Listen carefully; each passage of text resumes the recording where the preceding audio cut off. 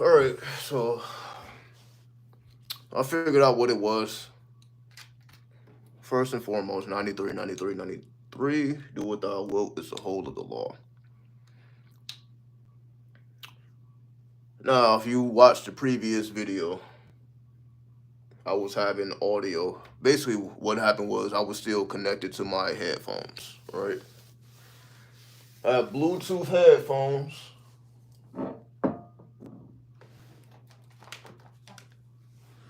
Right? Bluetooth headphones. These Apples. So I was still connected. So I guess it was speaking through the mic of the Bluetooth headphones. So that's why the audio. So I don't know if y'all could even hear anything I was saying or not. But it is what it is. This is just a whole nother video. Right? It is what it is. I'm not gonna reiterate. If you heard it, you heard it. If you didn't, you didn't.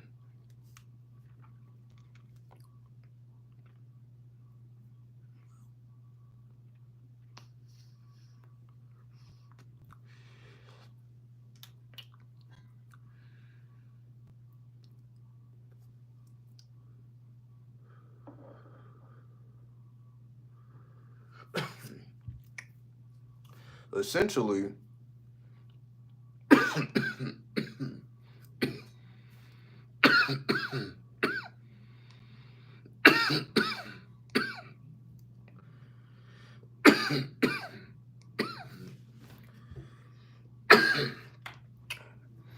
don't know, I'm trying to smoke that casually, like it's regular and it's not. This is like ultra powerful.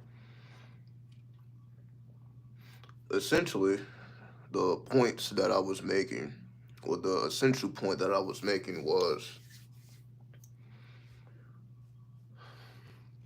you really have to ask yourself, are you ready to be your own God, your own goddess, whatever it is that you claim? Are you ready to be the master of your own reality? This is basically what it is, right? Because most people are not. Most people need God. Most people can't function without God. I didn't heard this from people's mouths. They don't know what they would do without God. So they have such an emotional attachment to something that they don't even really know is real. And they never experience a direct experience, it's always indirect. Because when people say, oh, well, that was God, or that was synchronistic, that's like an indirect. Like you're not interfacing with God directly, it's like some indirect shit. The occult prepares you to be your own God. So it completely contradicts society. Society is not built for society promotes that. We come into these types of ideas from the underworld, from the occult, from the dark side, from the Sith lords, right? This is Sith talk. I'm talking like a Sith would talk. I'm not talking like a Jedi would talk. I'm talking like how a Sith would talk. A Sith would tell you to be your own God. A Jedi, however, would say, pray to God.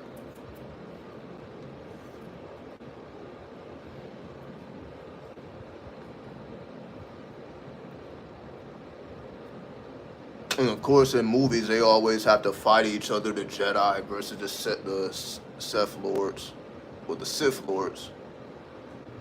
It gotta be good versus evil, the villain versus the hero. These are all archetypes. None of this shit is what it appears to be. None of this shit is what it appears to be. These are all archetypes. So the villain is an archetype, like the hero is an archetype. The Christ is an archetype. So even in religion, it's still archetypes. Every religion you can say has a Christ type figure or some type of prophet, some type of Christ.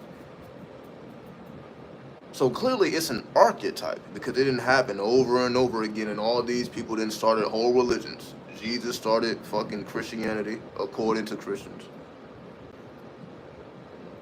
Fucking what is it? Abraham started the Abrahamic religions like Judaism and all type of shit, right? That comes from Abraham. And then the other ones, again, Islam, you could say came from Muhammad, so on and so forth.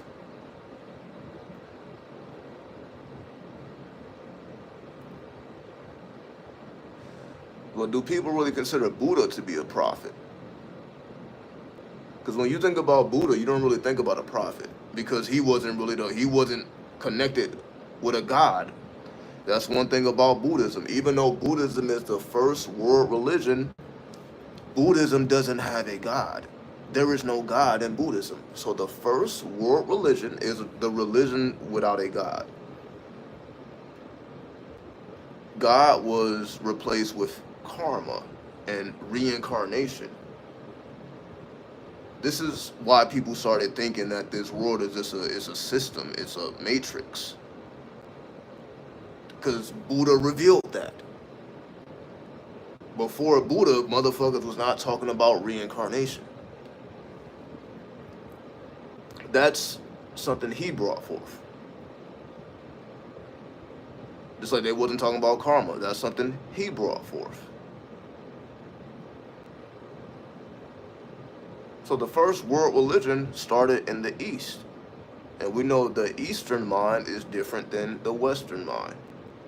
The Eastern mind is more about the soul. The Western mind is more about the spirit. Which is why we have a bunch of spiritual people over here in the West. But the people in the East are more soulful. Right? Because that's just how they're built based on where they're from. And we're just built this way based on where we're from. We just like to interact with all these spirits. That's just their preference here in the West. They just want to interact with spirits and be spiritual. They're not really trying to deal with the soul. That ain't really something you even hear about too much. When the last time you heard oversoul? Connecting with your oversoul, connecting with the soul force. It's not, soul is always a god or a goddess, something outside of self. Never is it just consciousness and karma. The only thing real is consciousness and karma. Everything else is just illusion. So you can say life is a grand illusion until you know better. And the only way for you to know better is to learn yourself, because the truth is already within you. The truth ain't outside somewhere. The truth is already within you. You just have to go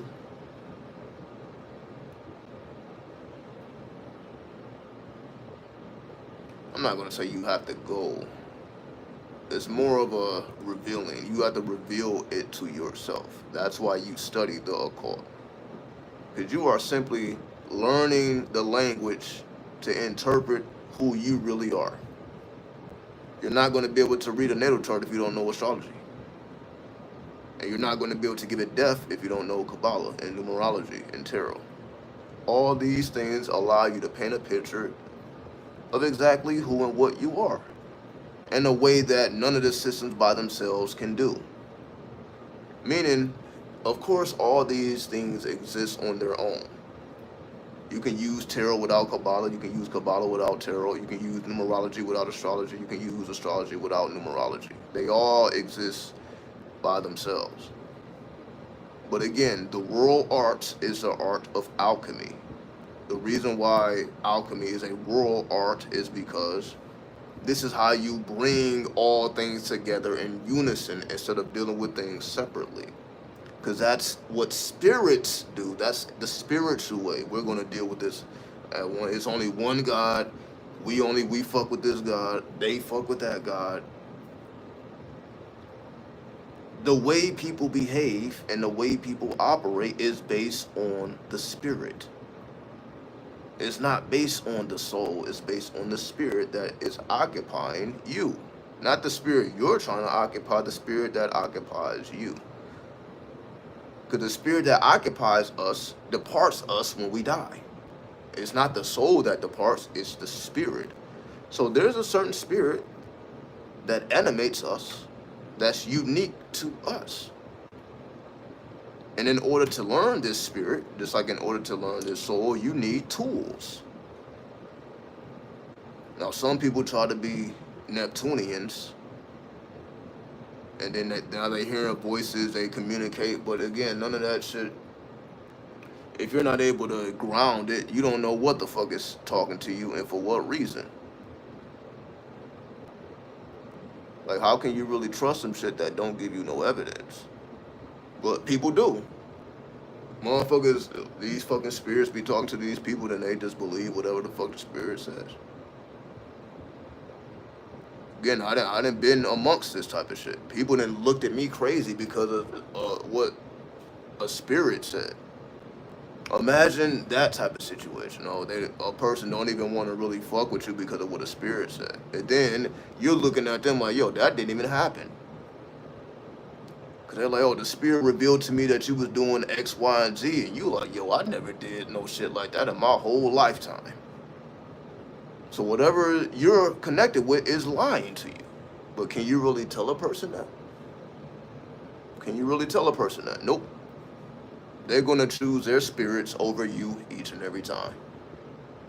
That's essentially what happens. They're going to choose their spirits over you. And for you to think differently, you're just wasting your goddamn time. That's why people get into arguments and they get married, then divorced, because it just takes them a little longer to come to the conclusion like, damn, they're going to choose their spirits over me. Unfortunately, it took a motherfucker 10 years, 20 years, 30 years to figure that shit out. Even though you say love is supposed to be the supreme force, right? So you're supposed to choose your partner over the spirits. But if you do that, or you think they're going to leave without a challenge, that requires a sacrifice. That's why when people get married, it's a ritual. It ain't the marriage itself. Because marriage is paperwork. You just get a marriage certificate. Once you have that marriage certificate, you are officially married. You don't have to go through a ceremony. You don't have to have a wedding. All you need is that marriage certificate, that marriage license. And then you're officially married. All that extra shit that people do is ritualistic. But they have lost the meaning of why they do it. Now it's just, well, this is just what we do. When people get married, they have a wedding. It's not, they don't even know why people have a wedding. It's supposed to, you're dead now. You no longer exist. You are now the other half of another person. And y'all share one soul. So fuck being an individual. If you're trying to get married, if you want to be married, fuck being an individual. That's something that you shouldn't even care about no more. But again, if you did, you probably wouldn't get married. But people try to stay individuals while being married, not realizing the whole point of marriage is to dissolve your ego. Are people doing that when they get married? Are they dissolving their egos? No. And it slowly builds up, builds up, builds up, builds up, and then people separate because they were not able to silence their egos. Does this not fucking make sense? It's just that people don't pay attention to these things, and this is all I pay attention to. Because I'm just seeing just how filthy the world is. And I'm instead of looking at the people as filthy, I'm like, okay, well, what are the influences and the drives behind what people do? Instead of just looking at people as stupid. Are the people really stupid, or is it the spirits that they fuck with? It's the spirits that they fuck with.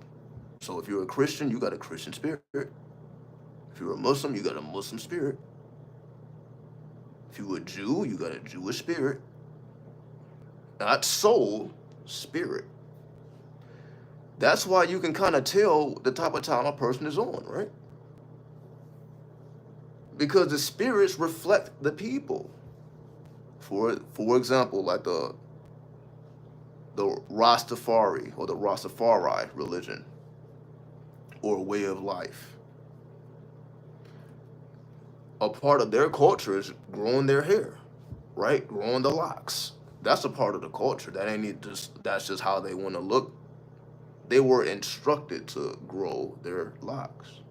Because I guarantee the spirits that came to those people resembled people with locks. See, people don't understand this shit. How all these, because they don't think about it. They're too caught up in the bullshit. So they don't have time to contemplate. Somehow I find the time to contemplate this shit, even though I work just as much as everybody else. Where the fuck do I find the time to contemplate this shit, right? I'll be at the job just like you be at the job. How the fuck am I finding this time, though?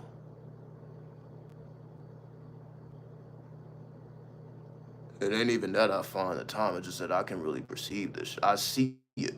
I see this shit for real. That's why you see when I speak, I'm like, yo, this.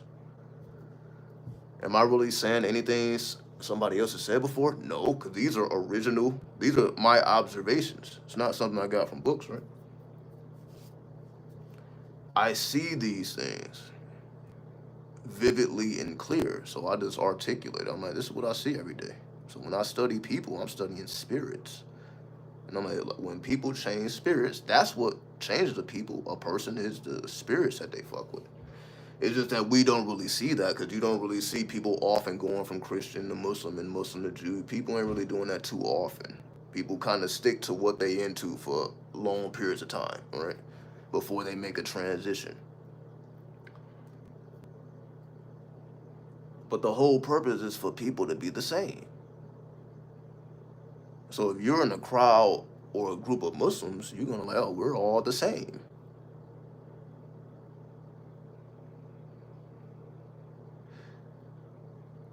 It is because religion comes from the East. And the East, they're more focused on the soul. Do we not understand this? Even Christianity, that comes from the East. But we're talking about where Jesus was, Jerusalem and all that. That's over there in the East. You got to go to the Eastern Hemisphere. So Jesus came from the Eastern Hemisphere. Muhammad comes from the Eastern Hemisphere. Buddha comes from the Eastern Hemisphere. So that means all major religions comes from the Eastern Hemisphere.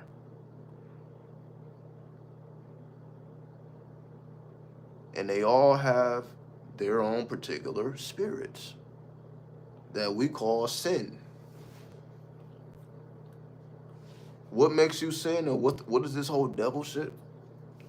I'm just trying to make this shit plain and clear because it's quite obvious to me. The reason why a devil has to exist is because it's just letting you know that, oh, it's this spirit that tempts people, not a soul, a spirit. And this spirit tempts you to sin. So if a spirit can tempt you to sin, a spirit can also tempt you to do the so-called right thing as well, right? That means a spirit can tempt you to pray and to accept the religion. Spirits can tempt you to do many things.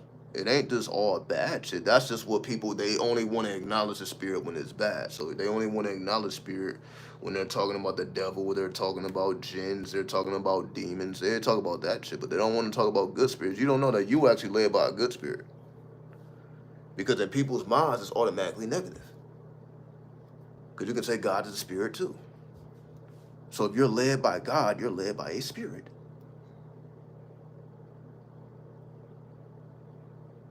So most people are led by spirits of their God. That's why they say their God, right? I love my God. I worship my God. You goddamn right it's your God because it don't have nothing to do with nobody else but you. That's why it's called your holy guardian angel. That's exclusive to you. But religion doesn't teach you about your exclusivity in this world. Religion will make you feel like you're nothing in this world. Religion doesn't give you a sense of identity. Religion destroys your identity. Religion tells you, be humble. Keep praying. Keep God first. This is what religion tells you to do. Religion doesn't tell you you need to develop your own originality. You need to develop yourself. You need to be different than everybody else. No, they're trying to give you rules and be like everybody else. Everybody needs to follow these 10 commandments or these divine laws, whatever they may be, right? That doesn't produce different people. That produces the same people because, again, this is what spirits do. They want to make everybody similar. They're vibing on the same wavelengths. So they're very similar, not just in their appearance, but also their thinking, also their actions. All these things are similar. This is not making original people new people. That's not the purpose of religion. Because religion wants you to accept a God that's over you, that's pulling strings for you, better or worse. Versus the occult is telling you that's all you. You're pulling your own goddamn strings. There ain't no spirit pulling strings. It's actually your soul that's pulling the strings. It's not no fucking spirit. It's your own soul. And then this soul is an aspect of this so-called divine that people call God. So if God is in you, then would it not make sense to worship self? Why would you worship something outside of you that's already in you?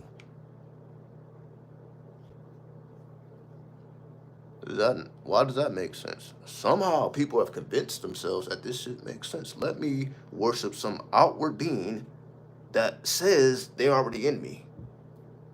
So if they're already in me, why the fuck am I going to church? Why am I going to the mosque? Why am I going to the temple? To worship and praise something that's already inside me. I shouldn't have to go no goddamn where. All I need to do is close my eyes and go inside. But we have convinced ourselves, no, we need to go to church. We need to be amongst these people that's going to make me just like them. These people's intentions is to make me just like them. That's why they all have their own culture, right? In the corporate world and the religious world is to make everybody alike. They're not trying to create a bunch of unique people. They're trying to create sheep, right? The herd mentality, that means people are similar. They have more similarities than differences. Within the occult, you may be completely different than the next motherfucker. Actually, you are completely different than the next motherfucker. You may not have a single similarity. You were born on this side of the world, they was born on that side of the world. So your charts are going to be completely different. So even if you're the same zodiac sign, you got the same planets, it's going to be different houses. So how these energies manifest in your life, even with the exact same combinations, is going to influence different houses based on the location. Not whether you're a good person or a bad person. It's strictly based on your location. If you was born in Los Angeles versus New York, you may have been born when the sun was in Aries, for example. We're in Aries season, right? The Aries in New York is going to be different than the Aries in Los Angeles. They're both Aries. What's the difference? Location. Because location will determine what houses. Mars, because the rule of Aries is Mars. So what house Mars rules over will be different from LA versus New York because the location matters. So I'm just showing you that even though there are similarities, it's still unique qualities in everybody's chart. Everybody's chart has unique qualities that is exclusive to them and them alone. Nobody else has these qualities. So would you not want to know what those things are? However, you see there's a language barrier. The language is the occult. The occult is simply a language for you to interpret. So when you're looking at these charts, it makes sense to you. For most people, it don't make no sense to them. They can't look at no natal chart and make no sense of that shit. You have to be trained in order to do that, in order to be able to interpret glyphs, hieroglyphs, because these are symbols, right? These are hieroglyphs. You have to be trained to interpret these things. It is a language. People have to go to school for these things. There was a time where you had to go to school to learn astrology, right? Astrology was a course in college before the scientific revolution.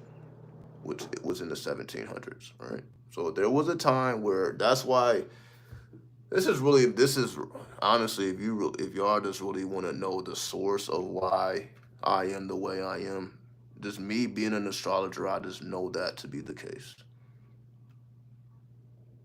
I've been into astrology since I was a teenager, like 16 or some shit, right?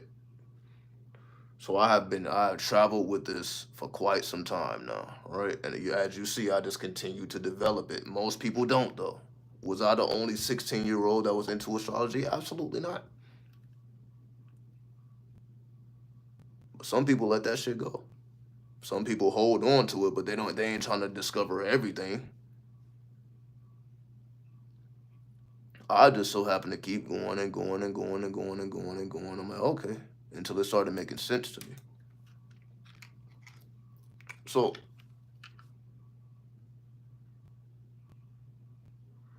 the occult shows you your uniqueness.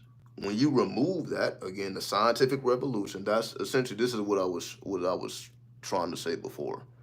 The reason I had the attitude I have, I guess I may come off like a little grumpy, right? This grumpiness is because I just know how serious this stuff is. This was never for the layman. This was never for the average people. This was never for people who just look at horoscopes and try to figure this shit out. Astrology was never for these people. It was never for the mainstream. You had to go to college to learn this shit. And if you didn't go to college to learn it, you didn't know it. It's not like today anybody just download apps or go to a website and they can pull up their horoscopes and shit. That was never the point. That's just the way people use it, but that doesn't mean that that was the point or the purpose that it was created to be used for. It's the same thing Crowley says about the tarot. When you look at how most people use the tarot, they're fortune telling. They're not using that to unlock their psyche, to access the collective unconscious that we call the Akashic records. You can access the Akashic records through the fucking tarot. But are people doing it? No. They're pulling cards and seeing what comes up. But that was never the purpose. So I'm just showing you, it don't matter the history of astrology, the history of the tarot, none of this was ever for the layman. This was never for the public. This was never for the mainstream. So that's why when you look at how they utilize it, that's not the way it's supposed to be utilized. However, when you come into the game thinking that that's the way it's supposed to be utilized, that's how you get lost. Now you got to find yourself again. Because now they take it out to schools. Now you got to go to the fucking underground and the underworld to learn this shit now. Now, in order to learn the occult, now you got to study people like Aleister Crowley and be associated with fucking darkness and demonic tactics and all type of shit, right?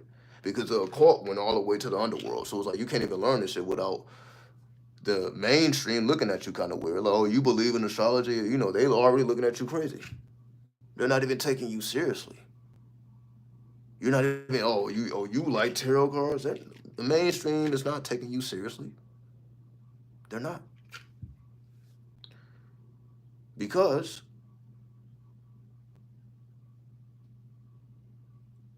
to them it's not necessary, but if you get, they don't really know who they are though. So it's like they're supposed to feel that way. Oh, you don't need astrology. You should just go to school and the school develops you.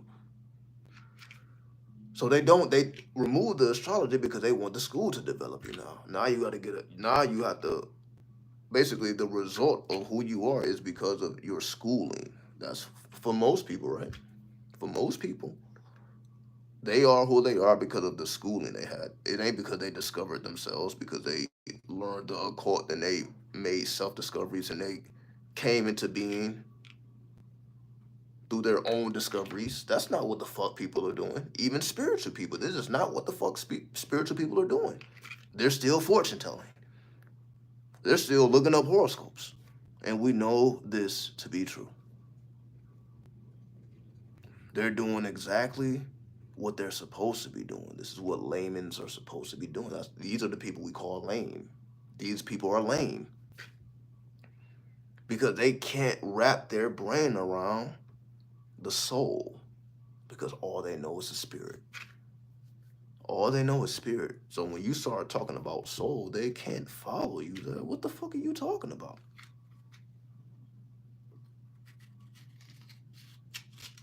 especially over here in the West. People don't know anything about the soul because to learn the soul, you got to learn yourself. You got to learn yourself, right?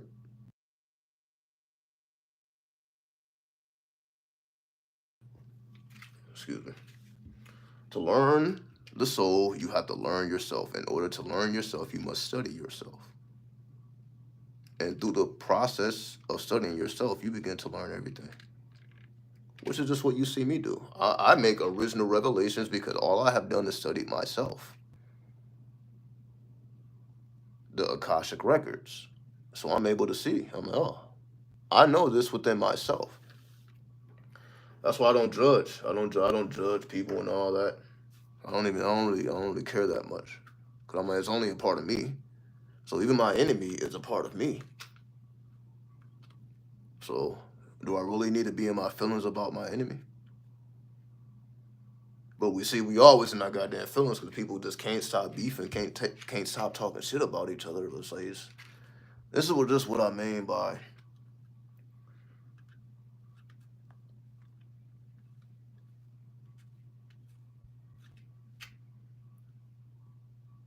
this world is just designed to make you believe that you're something you're not.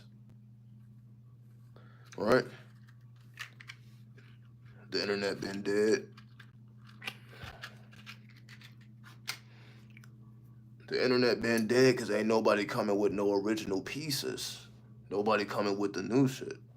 Everybody's just recycling because they're not doing the work. They're fortune tellers. They're not doing any real work. They're just shuffling cards and pulling cards. They're just looking at zodiac signs and planets. They're not path working. That's why you don't see the results you think you would see with people. But you see with me, I didn't work so goddamn much. I don't even care about this shit really, right? I'm probably the only YouTuber that don't care about YouTube like that, right? To the point where, again, as you see, I'm doing this. I know I'm not getting paid. This is not going to bring anything related to fame. It may make me more infamous, though. This is essentially what I do this for. I do this for infamy. I don't do it for fame. This is for infamy. I'm doing it for the real reasons. But I'm probably the only one, though. Like, let's just be honest here. I don't think you can ask most creators, well, what is your goal? My goal is to be infamous. That's not going to be their response. Their response, I'm trying to get famous. I'm trying to get clout. My only desire was infamy. And that's why I have access to the portals I have access to. Because I'm basically saying the same thing is I don't have any desires but wisdom. That's not how spiritual people operate, though. They want this, they want that. It's like it's just endless. It's there's no end to that. I'm like, I don't give a fuck about nothing but wisdom. So that's why I was able to do what I do and make the sacrifices I was able to make because I didn't care about anything but wisdom. So whether I had a roof over my head or not, wisdom. Whether I had food in my stomach or not, wisdom. And do I expect people to go that hard? Nope. Nope. So I already know it's like this energy ain't gonna be manifested unless I fucking do it. That's why I had to show. I'm like, I gotta do this shit. Is somebody else gonna come along and make these same sacrifices? Nope. It ain't that real for them. So I don't expect it to for anybody to do what I did. Honestly, I don't expect anybody to make that same sacrifice. It ain't for them to make. Cause you got to make your own sacrifices. Meaning my sacrifices ain't the trials and tribulations you gonna have to go through to earn passage to the gateways or passage through the gateways. Meaning the so-called spirit that people are so infatuated with speaks a language.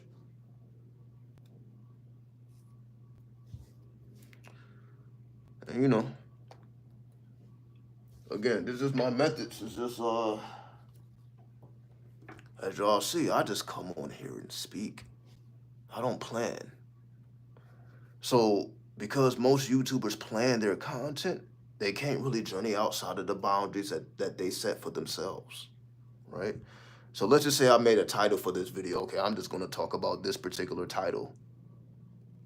But y'all know probably the most revealing things that I say probably don't even have nothing to do with the fucking title. I feel like the strongest revelations I made was like stuff that wasn't even related to the damn title. And y'all know this to be true. If I'm talking for fucking 5-6 hours, I'm not going to be talking about the subject for 5-6 hours. I'm going all over the goddamn universe. And in the midst of going through that universe, we're going to extract wisdom. And that's essentially what we do. Is that what YouTubers do? No. Are they willing to be as vulnerable as I was? No. So that's what I mean. I'm not it. I don't expect somebody else to come along and do this. Nope. Are they going to document their journey like I documented mine? Nope. Are they going to show themselves in the worst state possible? Nope. That's what I'm saying. Y'all have seen me homeless. People ain't really trying to document that shit. They're trying to not be seen. The last thing they're trying to be is seen when they're in that predicament, in that situation. So they're probably not thinking about making content. I was, because for me, it's wisdom. The wisdom is more important than the food, is more important than the rest, the comfort. Do I expect anybody to feel that way? Nope. Salute, Cali. 93, 93, 93. Salute to you. Much love and respect to the goddesses always. So that's why I had to do it, basically. I had to do it because I know it's just not going to be done. It's against human nature. What I do is against the grain. It's against human nature to be uncomfortable the way I made myself uncomfortable, the way I had to utilize discipline and, again, just really restrain myself from a lot of things that people choose to indulge in. I had to hold back from that shit. So I'm just really the result of that, of my own fucking discipline. I'm not the result of a fucking spirit, or a spirit came and now I became this way magically at a snap of a finger. No, as y'all have seen, because I documented it, so you've seen it. This is blood, sweat, and tears. Right? You see that? You see that mark? It's a mark, right? Blood, sweat, and tears. I got marks because of this shit, right? I have time I can't get back because of this, right? Super sacrifice has been made because of this. So, do I expect somebody to follow that? Nope. And it really ain't for them to follow it. So that's why I'm like, yeah, this ain't it's just something I have to do, and that's why I do it. You can say like, oh, everything that I'm saying is just what's unique to me, right? This is the purpose of the Lima. This is the purpose of knowing your chart. What is it that is exclusive to you? Maybe it's just that I was supposed to do this exclusive path this time around. I was supposed to do this, right? So, especially again, when I look around and I don't see, I'm like, yo, I was the only one out there. I'm like, this ain't no shit that is just cool. It was nothing cool about what I did. It was nothing exciting. This was just hard ass wisdom, hard ass lessons through the darkness, through the underworld, through the underground. Right? It really is something that's not meant to be repeated. That's just what I say. It's not really meant to be repeated because it was just something exclusive to me. I had to go through that to get wisdom. What you will have to go through to get wisdom is going to be completely different. So that's why, like, I don't want people thinking that that's what you had to go through. No, you got to go through some other shit. That's just what I had to go through. I had to master rock bottom to get the fear out of rock bottom, because that's what most people fear, right? Them e-scooters are dangerous. Yeah, they're dangerous. I got the marks to prove it, and I still fuck with them bitches. So life is dangerous. You can die just driving to fucking work. So I'm just like, fuck it. I fell off the goddamn scooter today before I even came home. Fucking, basically, you got the curve. I hit that fucking curve, flew off. Let me see. Do I got the gloves?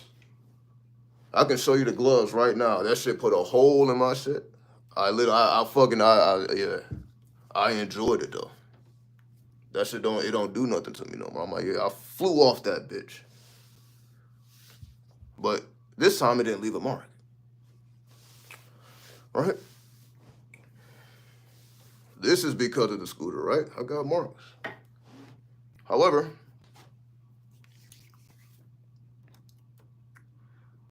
I do it because it's just a Virgo in me.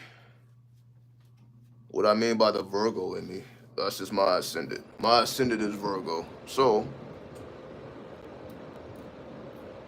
my ascendant says, the job is only like 2 miles away. Just get a goddamn scooter. Am I really about to be burning gas and doing all this, trying to go back and forth? I'm only 2 fucking miles away. Just get a goddamn scooter.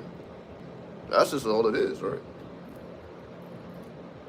I'm just that close. I had to move though. As y'all see, it ain't that. That's just always been the case. I just had to move closer to the job. I'm like, I had lived way too fucking far. I lived all the way on the other side of town, so I had to come to a whole nother. I had to basically come back to the trap. Basically, that's if I want to put it in those terms, right? I had to come back to the trap. Because before I was somewhere away from the hoods and the streets and the people and all that. Now I'm like, all right, I gotta immerse myself in the darkness for real, because it ain't shit at this point, right? I done already did the work. So now I'm just having fun. At this point, I'm just having fun. So that's why, yeah, I can be on the scooter. I fly off that bitch, get right back up, go. People done seen it, laughing and shit. And it just don't do anything. I'm like, I'm unaffected. I just got up and just got right back on. And, but I'm like, these people will never see me again. Why do I give a fuck who just saw what happened? I would never see these people again. They will never see me again. Right? So, and if they do see me, they don't know me personally. So who really cares? It's as if it didn't happen. That's how I looked at it. I'm like, it's like it didn't happen. If you was there, you was there. But if you wasn't, you wasn't. Then tomorrow was a new day. Who gives a fuck? Right? That's how I'm like, I don't give a fuck. I'll look crazy. Hopefully somebody did see me and laugh, because hopefully I gave somebody joy. I'm fine with that. Hopefully somebody saw me fly off that goddamn scooter and that gave them a fucking hearty ass laugh. I'm cool with that. I'm like, oh, well, I would prefer that than the opposite. It'd be some bullshit. So I'm fine with it. But again, that's just the Jupiter, right? Jupiter is my strongest planet. So that's my lightheartedness, I guess. I get my lightheartedness from Jupiter. That Jupiter is what keeps me optimistic. So that's why when y'all see me, I'm pretty much the same, right? I don't really be down and depressed. You see, I always come with super energy, right? I be having to cut y'all off. I can only talk for so long, right? Because I gotta go punch the goddamn clock. So I don't even have that long. I'll be on here probably like another 30 minutes. Then we'll get up out of here. But then I gotta do what I gotta do. Then I gotta go right back. Like sacrificing sleep. I told y'all, I'm only sleeping like 4 hours. I don't get full nights sleep and all that. Because I'm like, I can't let my creative side die, right? That's basically what it is. I have to balance both worlds. I can't do one or the other. But I'm like, if I do one or the other, I'm not satisfied. I done did both. I'd have been fully creative. Then I know how it is to be fully corporate, because that's what I've been doing. I haven't been making content, right? So I just been in the corporate world. I'm like, am I fulfilled by this? Nope. I need both. But that's the universe card, right? That's the universe, the masculine and the feminine. I need both sides. So here I am balancing the scales. So I'm bouncing back and forth from the corporate world to the underworld. The corporate world to the underworld. Corporate to the underworld. That's just what's meant for me to do, right? I'm doing it because that's just what's meant for me to do. How do I know that? Because I do the shit well somehow, right? Somehow I do the shit well. But that's why I said this. With Jupiter being my strongest planet, it's as if I came into this world with the ability to teach. Jupiter is the philosopher, the teacher, right? So it seems like I came here to teach. Because Jupiter was just at its most powerful point when I was born. So is it a coincidence that y'all see my Jupiter? I even named myself King Fortune one time. Fortune is Jupiter. The fortune card in the tarot is Jupiter. So that's what that is, right?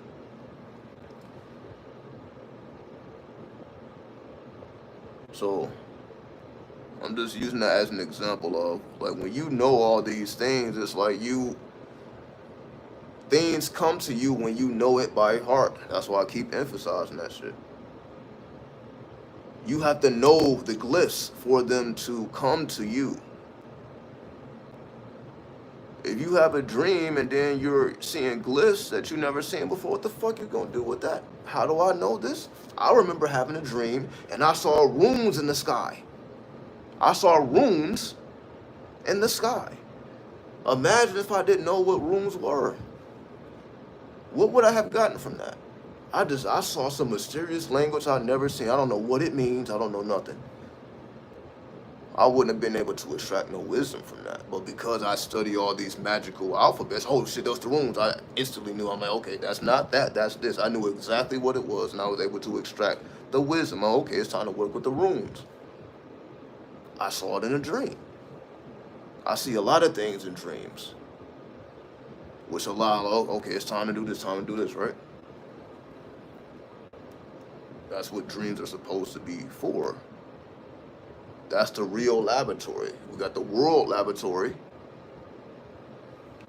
Then you have the dream laboratory.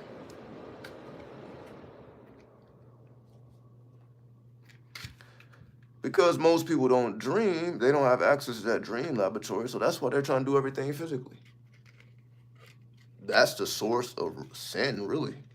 People are trying to do things physically that should only be done in dreams. That's what it comes down to. That's really what it comes down to. Because if everybody did what they really wanted to do in their dreams, you wouldn't be people. There would be no jails. Nobody would be in jail right now. Because whatever the fuck you want to do, it's not that you're not supposed to do it. You just have to know what dimension to do it in. So if you're trying to do some off the wall fucking illegal shit, then you probably should do that in a dream. That way you can wake up and you're still fucking free. The police ain't after you. You ain't got people trying to kill you. It's a dream. You create the atmosphere. So that's what I mean by it's not for you to deny yourself of whatever experience that you are seeking to have, because you're going to have to encounter it at some point. Whether you are alive or dead, you will encounter what's already within you. So instead of repressing it, you experience it just in the dream world. That's how you can extract the wisdom, because that's already within you. It's not for you to deny yourself. It's just like, no, you can do whatever you want. That's why it's called do what thou wilt. But that doesn't mean, okay, do what thou wilt physically. See, But if you take it on face value, you miss that point. Do without will means yes, do whatever the fuck you want, but you better do it in the right dimension. Because again, Aleister Crowley was never a man that went to jail, so clearly he understood this shit. That's why they called him the wickedest man. How are you called the wickedest man? You never did a day in jail. Because clearly, you can say the real shit was done in the appropriate location. It's just that simple. But then it's just that complex because it's not easy to dream. Because some people are fully corporate. So how the fuck are they supposed to dream? Or remember their dreams or retain their dreams? That's just not going to happen. They're too consumed with the corporate world. How do I know? That shit will consume you. I know. I'm in the fucking corporate world. I'm like, oh, that shit will consume you. To the point where now you're thinking about work and you're not even at work. You're thinking about the job, you're not even at the job. That shit is all consuming. That's why the corporate world is Saturn. Saturn is what all consuming. Saturn is trying to destroy you. That's why it's build or destroy. The number 8, build or destroy. Right? Saturn will destroy you, but it would also build you up if you allow it to. It's just that the energy is malefic. Can you build a reality with malefic energy? That's the part that they don't tell you. See, they can talk about the law of attraction, they can talk about manifestation, but they're not telling you that your tools are malefic. Meaning, what if it's required for you to learn the occult to get what you want out of life? Because you can't take the corporate route. You can't take another route. You got to go through the occult to open up those doors, to open up those portals that otherwise it's not going to be opened. Because again, it's already in your chart. So if you know, okay, this energy is already in my chart, I just need to highlight this energy is already there. Versus I need to become something completely different. No, the fuck you don't. Just be who you already are. You just don't know who you fully are. We just know some of what we are. We don't know the full context of it. But again, that's why I say only your natal chart can reveal those secrets to you. Things that you otherwise will never just know just living life at your free will. So while most people is out here activating their free will, you're activating your purpose. So you're doing things that are special to you, that are exclusive to you. That's what makes it what it is. Essentially, I'm like, what makes what I do interesting to those who find it interesting is because it's me. It's like it's because I'm not putting on a mask. It's like I'm not okay. I have this YouTube persona. Most people do though. Most people are not who they are outside of YouTube than on YouTube. So that's what I say. I'm like, this the whole YouTube scheme of how people create content and what people do. I'm like, I don't do any of that shit. It just never. I'm not gonna say it's never because it was a point where I tried to do that, but it just wasn't. I'm like, that ain't me though. It wasn't until I became me, like, okay, now I can talk naturally. You see, I can be I can be in front of this bitch for hours, because this is just me now, right? This is not something I'm trying to project. Like I said, I can show you my goddamn badge. My badge says Asha on it, right? The corporate world calls me Asha. They don't call me by my birth name or my honorable name. They call me Asha, right? Just to let it be known of I'm using my magical essence in the corporate world. I'm not using the birth energy. I'm using the energy that was created, self-creation. So while everybody else is going by their birth name, I'm going by the self-creation. This name only has energy because I gave it energy, right? Nobody was talking about no Asha Renew before I gave it energy, right? So I had to bring it to life. So you can say I brought it to life creatively. Now I had to bring it to life in the corporate space. Again, I have to merge the realities. Alchemy. That's what makes you the alchemist, right? Because you're mixing dimensions, you're mixing worlds, you're putting things together that normally don't go together. That's what you're doing. You're putting things together that normally don't go together, that the average person would not be able to connect. The average person can't connect the corporate world with the occult. Then you got the conspiracy theorists who just want to make it all negative. They're not gonna ever tell you because again they're religious. Most conspiracy theorists are religious. That's why they're trying to expose Hollywood, and that's their equivalent to fighting the devil. You, on the other hand, you're like, okay, I need to learn what the fuck this devil is doing. Instead of just condemning the whole thing and throwing everything out, because that's essentially what they do, right? Now, again, everything is negative. Oh, that's why you shouldn't study the occult. You shouldn't work with demons. You shouldn't do this, because this is what happens. They're gonna find the worst possible example. This is what I mean by motherfuckers just be chasing this fucking clout. I'm like, this. See, I smile because it's crazy, because people literally find the worst situations that they can possibly find to make their points. And to me, I'm like, wait a minute. Why do you have to find the worst situations possible just to verify your logic? This is what people do. This is, you can say, the dark side of the internet is the internet shows you just such filth that people then use the filth to justify their own filth. For example, oh, this is why niggas ain't shit. This is why bitches ain't shit. This is what we see. I see this shit all the time, especially on TikTok, where people are just reviewing videos that they find on TikTok, right? What's up, X24? Walaikum salam. People find videos that they find videos on TikTok of the worst case scenarios of people. Basically, the stereotypes. So whatever stereotypes, somebody's going to embody those stereotypes and somebody's going to record them then. So people are just giving commentary over the worst content that they can find on the internet. And then they talk about it. So essentially you're seeing people in animal-like states. So if it's a video of a man beating up a woman, for example, then somebody would use that, and then they would like, okay, this is why you shouldn't trust men, and you don't need to fuck with them and all that. You know, people. This is what people are doing. They're finding the worst case scenarios, and then using that to project their own warped mentality.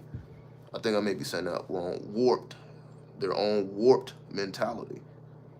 That's, again, I'm just showing you how to see through this shit, because I'm like, this is all over the place. Like, people are finding the worst shit that they can find. Hold on. People are finding the worst shit that they can find. And then that justifies the way that they are, which is also trash. People are finding trash to justify their own trash. Well, this is why I don't do this and I don't do that. Well, if you gotta find the worst case scenarios,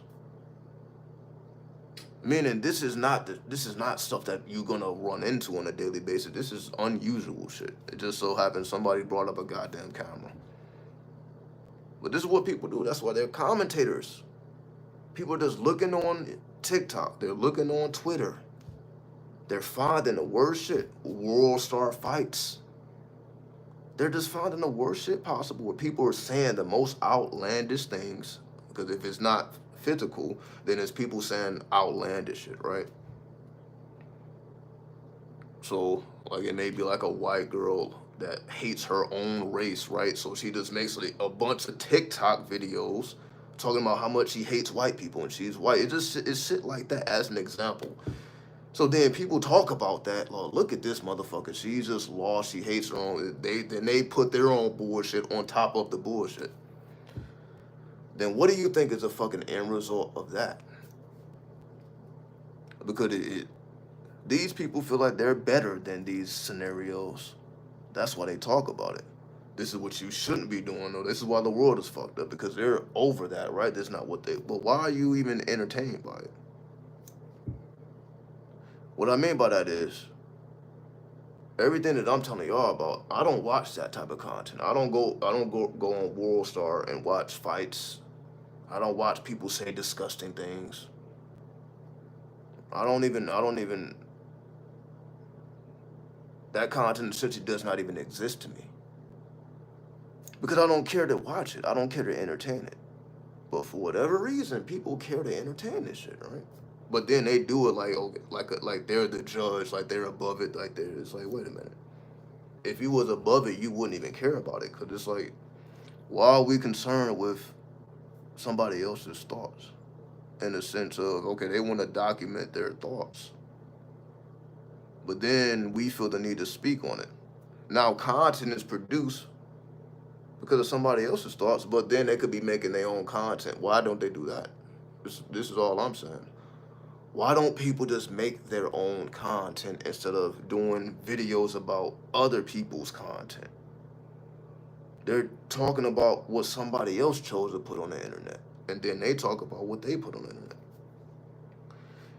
But they have to talk about that because people are just not interested enough just to speak and just to be themselves.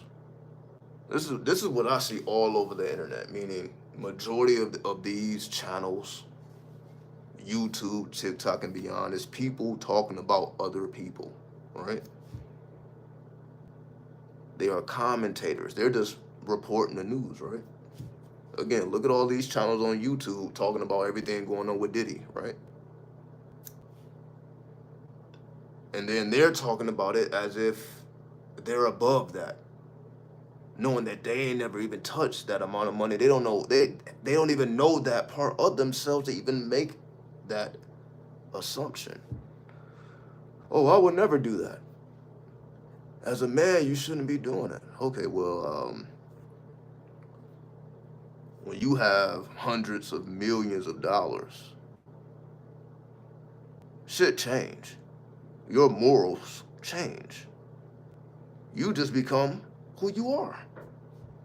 So you may not be that type of person, but you are a evil, demonic motherfucker too, though. You see what I'm saying here? You may not be that type of evil and demonic, but that part is in you too. And with the right atmosphere, with the right circumstance, that shit will come out. Nobody's above that. We all have our dark side. However, we want to make fucking videos about somebody else's dark side like we don't have a dark side. We do. It's just that we're not known enough for it to be public. Meaning people can do they dirt because they're not famous, right? The normal people, people don't know, that their faces don't ring bells and shit. So they can be as disgusting and filthy as they want, and nobody really cares because nobody really knows. But when you have a face card, when people know who you are, you can't move reckless like the average people move. The average layman's, they move reckless because again, why do they need to have morals? Why do they need to be anything other than their animal-like selves? Just let them be it, right? So what I'm saying is, it's like animals just love to be amongst animals. So that's one thing you've never seen me do, right?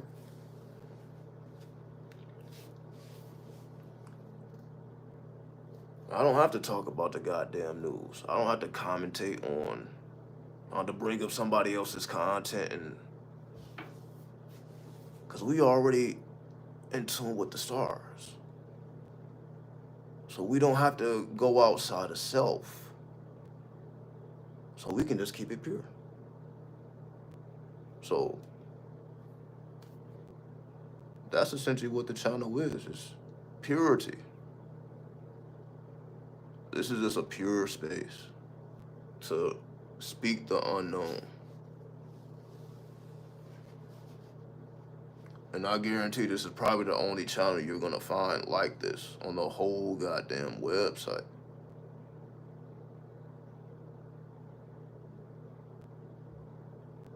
And it's supposed to be that way, right? Not to say my content is better than anyone else's. I just know they can't do what I do, and I can't do what they do, and that's perfectly fine with me because I don't want to do what they do.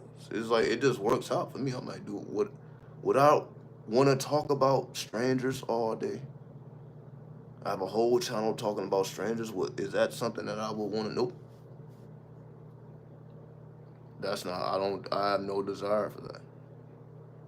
Just like those type of people have no desire to do what I do, right? They have no desire to just speak real shit and just be truthful.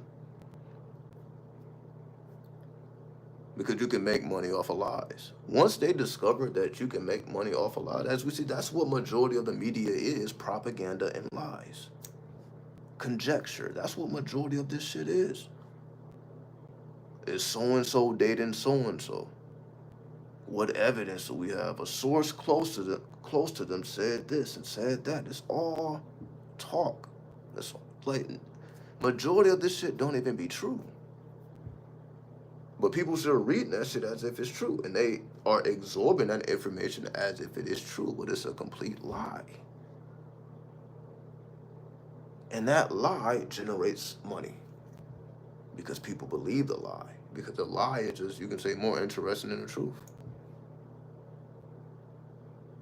The lie is, okay, yeah, you fucking 999 people. The truth is, the truth is you not doing anything of that nature. The lie just sounds more interesting. It sounds more interesting to have 1,000 bodies than to have zero. Just more interesting. You're going to get a greater reaction from the people, right? You're going to get a greater reaction from a lie. So this is what people do. Meaning it's not in their moral code not to lie, especially when it comes to money. They're not designed that way. They're not built that way, right? They're not designed that way. They're not built that way. Meaning there's nothing that stops them from from not lying. Like, oh, I can lie and make hundreds of dollars, thousands of dollars off this lie. This is majority of the goddamn channel, the whole internet. Majority of this shit is lies. It's not a bunch of real people posting a bunch of real shit. That would be a completely different atmosphere now, would it? We already know majority of this shit is it's just about money. And the desperation of how bad a person wants money. And what I mean by desperation is like, oh, if you're willing to lie you're basically creating alternative worlds. I'm just telling you, this is what they're actually doing. Now we can get into the magical aspect. What they're doing is creating alternative worlds. So they're not real, but they exist. And then they use all that falsehood. And then you say they didn't create a whole nother metaverse. So that's why you can say certain names always stay in the tabloids. Certain names always stay in the tabloids because certain names is going to generate money. People are going to click on that. People want to know about a particular person. They already have the data because again, they put it out for free to harvest the data. Read this free article about complete bullshit, but it's free. It's not behind a paywall. Read it. You're looking at, oh, it's free, but it's not because they're harvesting your data. So now they know everything about you. You read a free article in exchange for them basically.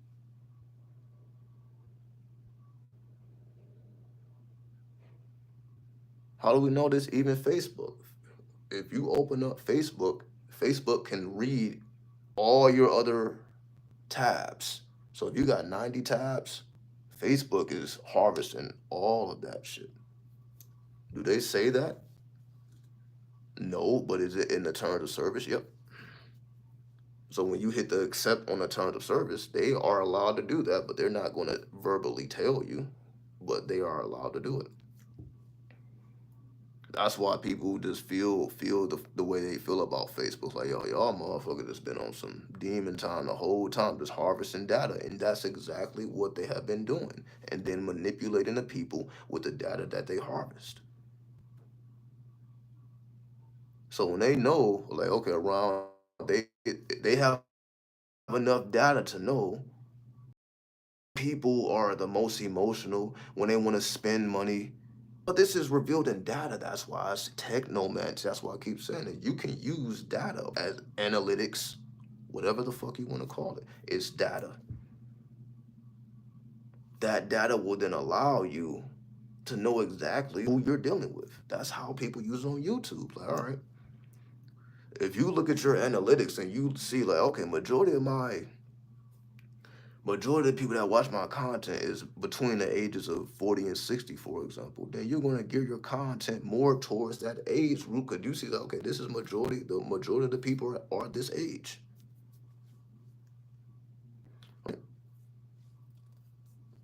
Microsoft too, yes. Microsoft, Facebook, anything that's free is scanning you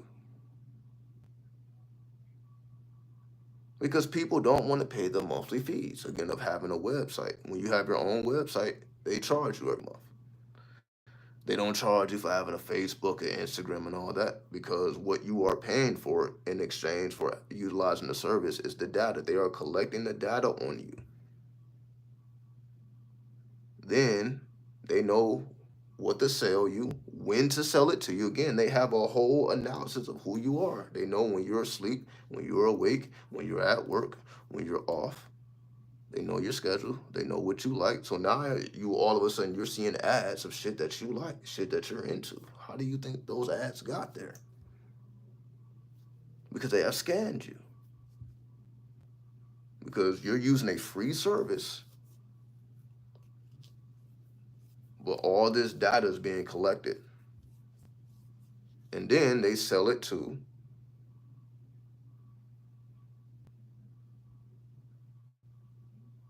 people that make commercials, people that make movies, anybody. That the data can be used for anything. It ain't even a certain type of person like that. If you had data on millions of people, hundreds of millions of people, you can use it for good or bad. We'll just leave it at that. It just so happened that Facebook used it for bad, but it can also be used for good. I guess that's essentially what Elon Musk is trying to do with Twitter. He's trying to do good. Everybody's gonna have their opinion as to whether that's actually happening or not. But this is a information war. This is essentially what I'm getting at. It's called information war. We're gonna pay you to create bullshit. We're gonna pay you to create propaganda. Cause that's what YouTube does. YouTube ain't really paying you to tell the fucking truth about the real shit. That's what I've been doing the whole time, and they've been fucking around with me the whole time. Me and YouTube do not have a good business relationship. Not what's gonna make them money, so why would they promote it? Why would they push it? Of course they're gonna shadow ban it. It's like, yo, we don't even we can't say it can't be on on a platform, but that don't mean they gotta push it. That don't mean they gotta give it any juice. But we see, let this be a channel about just random fighting videos to the point where I'm not even showing my face. It's just a bunch of content that I compile that I find interesting and I just re-upload it on YouTube. Imagine the views.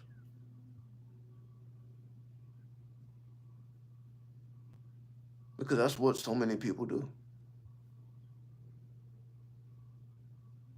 Because you don't have to tell the truth. People are more in love with a lie. So it's the lies that are making the money. The lies are making the money. It's not the truth that's making the money. It's the lies that's making the money. That's what's keeping the matrix afloat. That's what's keeping people plugged in. It's lies. It's not the truth. The truth will make you want to unplug. But when you unplug, again, that's why the Matrix movie is just more than what it appears to be. And I mean that in the sense of course, everybody knows it's a so-called multi-dimensional movie, but it's the shit that people are not paying attention to that means the most. Let me give you an example of what I'm talking about. It's the shit that people don't pay attention to. For example, if you remember the first Matrix movie, Neo was in 3 dimensions. What do I mean? He was in the corporate world, right? Let's go back to the Matrix. He was in the corporate world. He worked in a little cubicle.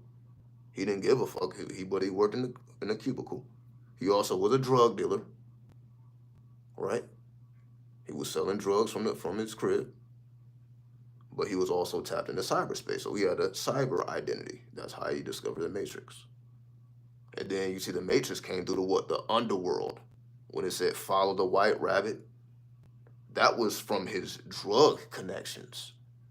So through his underworld connections that he discovered the Matrix. Morpheus was able to get in contact with him through the underworld. That's when he first met Trinity. Trinity then brought him to Morpheus, but he met Trinity because of his underworld connections. You see what I mean? It's just shit like that. That most people that even consider that deep, that's not even considered. Like, wait a minute, okay, so what does that mean? Because if it's telling you the truth, oh, so he accessed the Matrix through the underworld. It was the underworld connections that granted him access to the Matrix. It wasn't the corporate fuck. It wasn't the cubicle shit. In fact, the agents tried to kill his ass. They went to his job. They didn't come knocking on his door. They went to his job. Agent Smith and all that, and put that shit in his stomach. They came to his job. You see, this is the type of when you got that mind. You see, so you're like, I'm not even looking at them knock on this door. Why did they go through the job? Why did they take that avenue? It's a reason why. Again, certain laws. This is what I'm. When you know what you know, when you because you know it to be because you have seen it for yourself.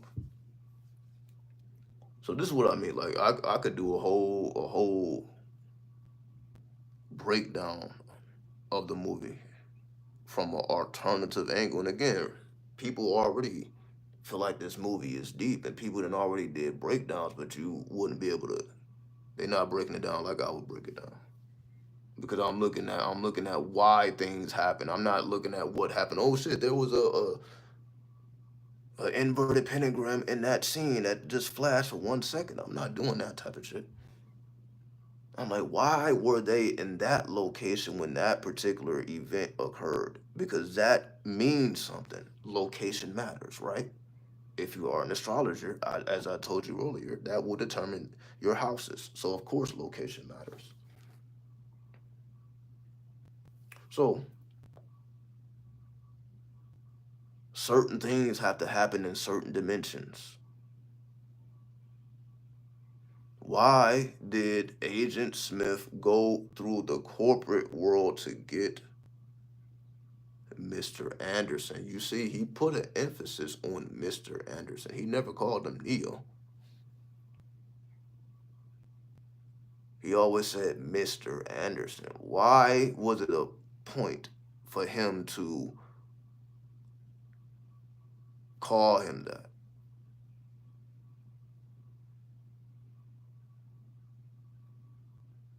Also, why was Neo named Neo? What the fuck does Neo mean?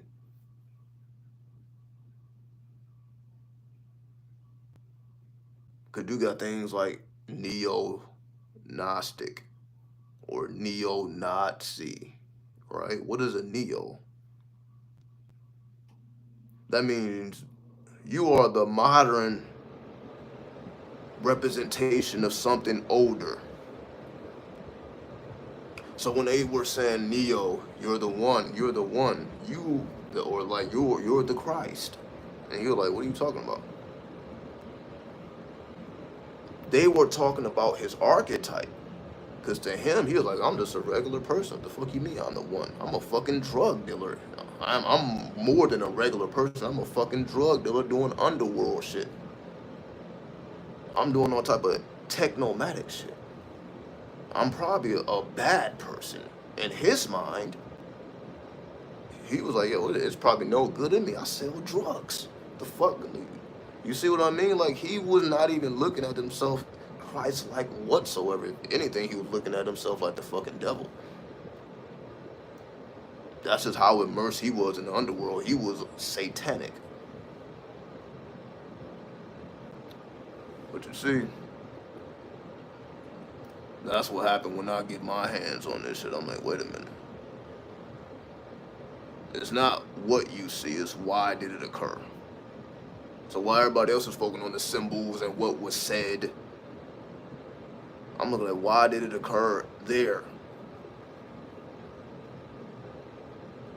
Why did Neo have to go through the underworld to get into the Matrix? And then the resistance that he faced was from the corporate world, aka Agent Smith. The resistance came from the corporate world, whereas the underworld was trying to initiate his ass, because it was an initiation, right? Red pill, blue pill, that's an initiation, right? Meaning you don't get to even come over here without killing yourself. Ego death. That's what I'm saying. Is even though that's an iconic scene, red pill or blue pill, but an initiate knows, like, okay, it's a reason why that had to happen, the way it happened.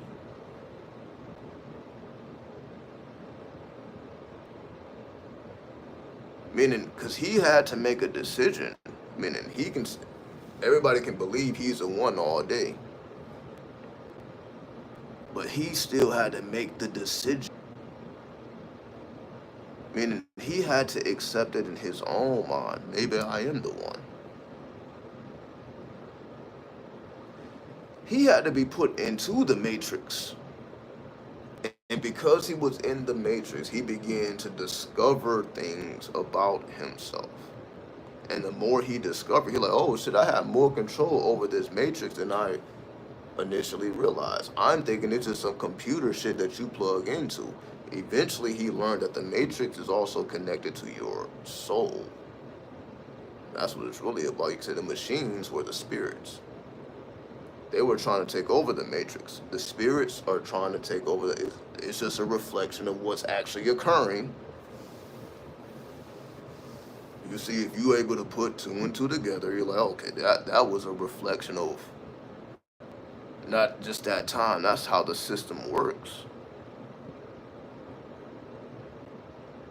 Remember when Morpheus, like, when Neo was like, whoa, so what are they doing with us? And he put up the battery, like, we're just batteries. And he was like, no, he that just freaked him out.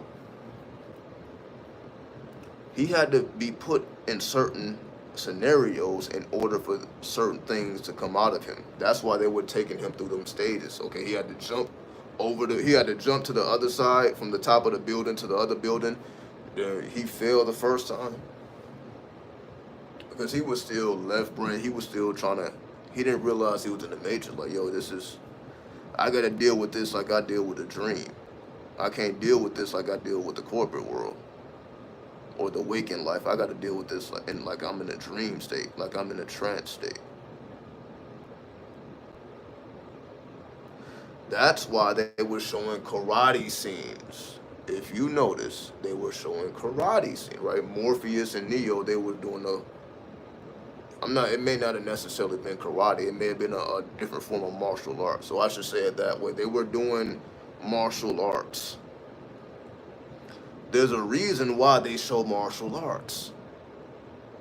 Because it's just cool. No, he had to take his mind to the east, what I was saying earlier.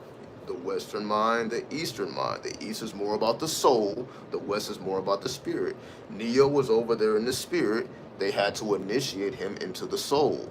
And the more he began to operate from the soul, the more he realized, oh, I got more control over this shit. Is this not the same thing with life? The more soulful you become, the more you realize, oh, I got more control over this shit than I realized. I gotta treat this shit like it's a matrix. I have to tap into my holy guardian angel, my oversoul. Now all type of synchronicities start to happen. Now all type of magical shit start. All that shit that you want to happen, now that's happening because you are becoming more soulful. Not more spiritual. You're operating from the soul. So I'm just giving you just quick examples of even the people that think they deep. What's up, Ashe? Salute to you. Even the people that think they deep, they not even thinking on this level. You see, I can keep going with these examples, and I haven't seen a movie in who knows how long, but I just have it in my memory banks. Obviously, is just I got the memory of like an elephant, right? Memory of an elephant. I can recall things. So you see, this is me. I haven't watched The Matrix and who it's been years. So this ain't no shit that I just had. This is still based off of the last time. I'm just recalling everything from the memory. But just that little part is like, yo, it's I guarantee nobody even realized that. Like, okay, so you got to go through the underworld to get to the Matrix. Why was Neo in the corporate world and selling drugs? Why was he not doing one or the other? See, these are the type of when you know what you're looking at. This is not just a movie. This is a play of archetypes. When you meaning he's playing out a certain archetype. So there's a reason why certain things are done in the way that they are done. There's a reason why he had to be a drug dealer in corporate America. He couldn't have just been in corporate America with just a drug dealer. It wouldn't have been enough. He had to be in both of those worlds, plus the cyber world. He had to be three-dimensional. So he was already aware of the matrix, trying to access the matrix. You can say that's where his heart was. His heart was in the matrix. But obviously he was going to the job just to keep the bills paid. Then you can say he was dealing the drugs just for the recreation, the extracurricular activities, right? Basically to thrive. You got, the job to survive. Then you got what we call now the side hustle. He got the side hustle, which is extra income, extra resources. So you see, he had to be fully equipped. Because if he was just a drug dealer, he wouldn't have the necessary structure. If he was just corporate, he wouldn't have those street ties. You see, you need to be in all of the worlds. That's the same shit that I be saying, right? I'm like, that's why I had to do it. I'm like, I had to go build my connections and get into the underworld. Now you see me in the corporate world. This is the same shit we saw in the Matrix, though. Right? It's just not the same shit. We've seen this with okay, Neo's an archetype. This is a new spirit being initiated into the soul. You didn't even for you to look at it personally. It's like this is a spirit becoming a soul. How does a spirit become a soul? How do you start operating from the soul and you work with spirits? That's what the Matrix is showing you. I mean, you have to bring your mind to the east. We're over here in the west, so we have Western minds. Your Western mind has to be Easternized. Not that you throw away the Western mind, you integrate it with the East, meaning you make them one. You got the West and the East.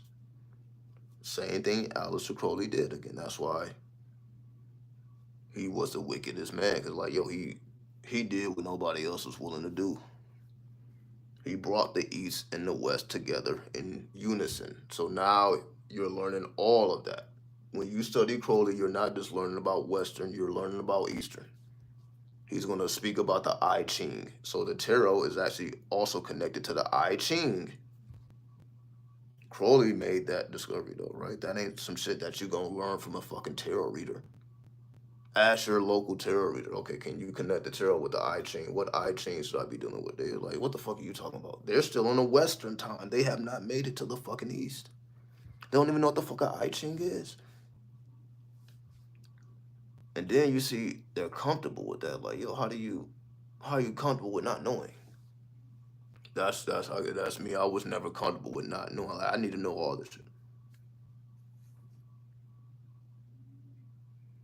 And I guess that's what interested me about Crowley in the first place is he was talking about all of it. It wasn't just one thing or like just straight Western, straight Eastern. He's like, oh, you're getting all of it, which is what we need. That's what the Matrix is showing. You have to be in all worlds. Neo was in all worlds already. So even before he was in the Matrix, he was already in the Matrix because he knew it existed. So he knew of its existence. He just didn't have access to it. Think about it. He just didn't have the keys. He didn't know where the door was. Where is the door to the Matrix? He didn't remember. In the Matrix, did they not emphasize the doors? For those who have seen it, you know those doors that can open up. You close a door and you can open it to some other shit. You close it, you open it, and you. All right. Oh, they're. This is just a movie showing you shit.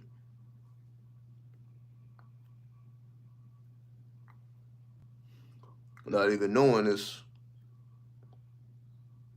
Kabbalistic tunnels,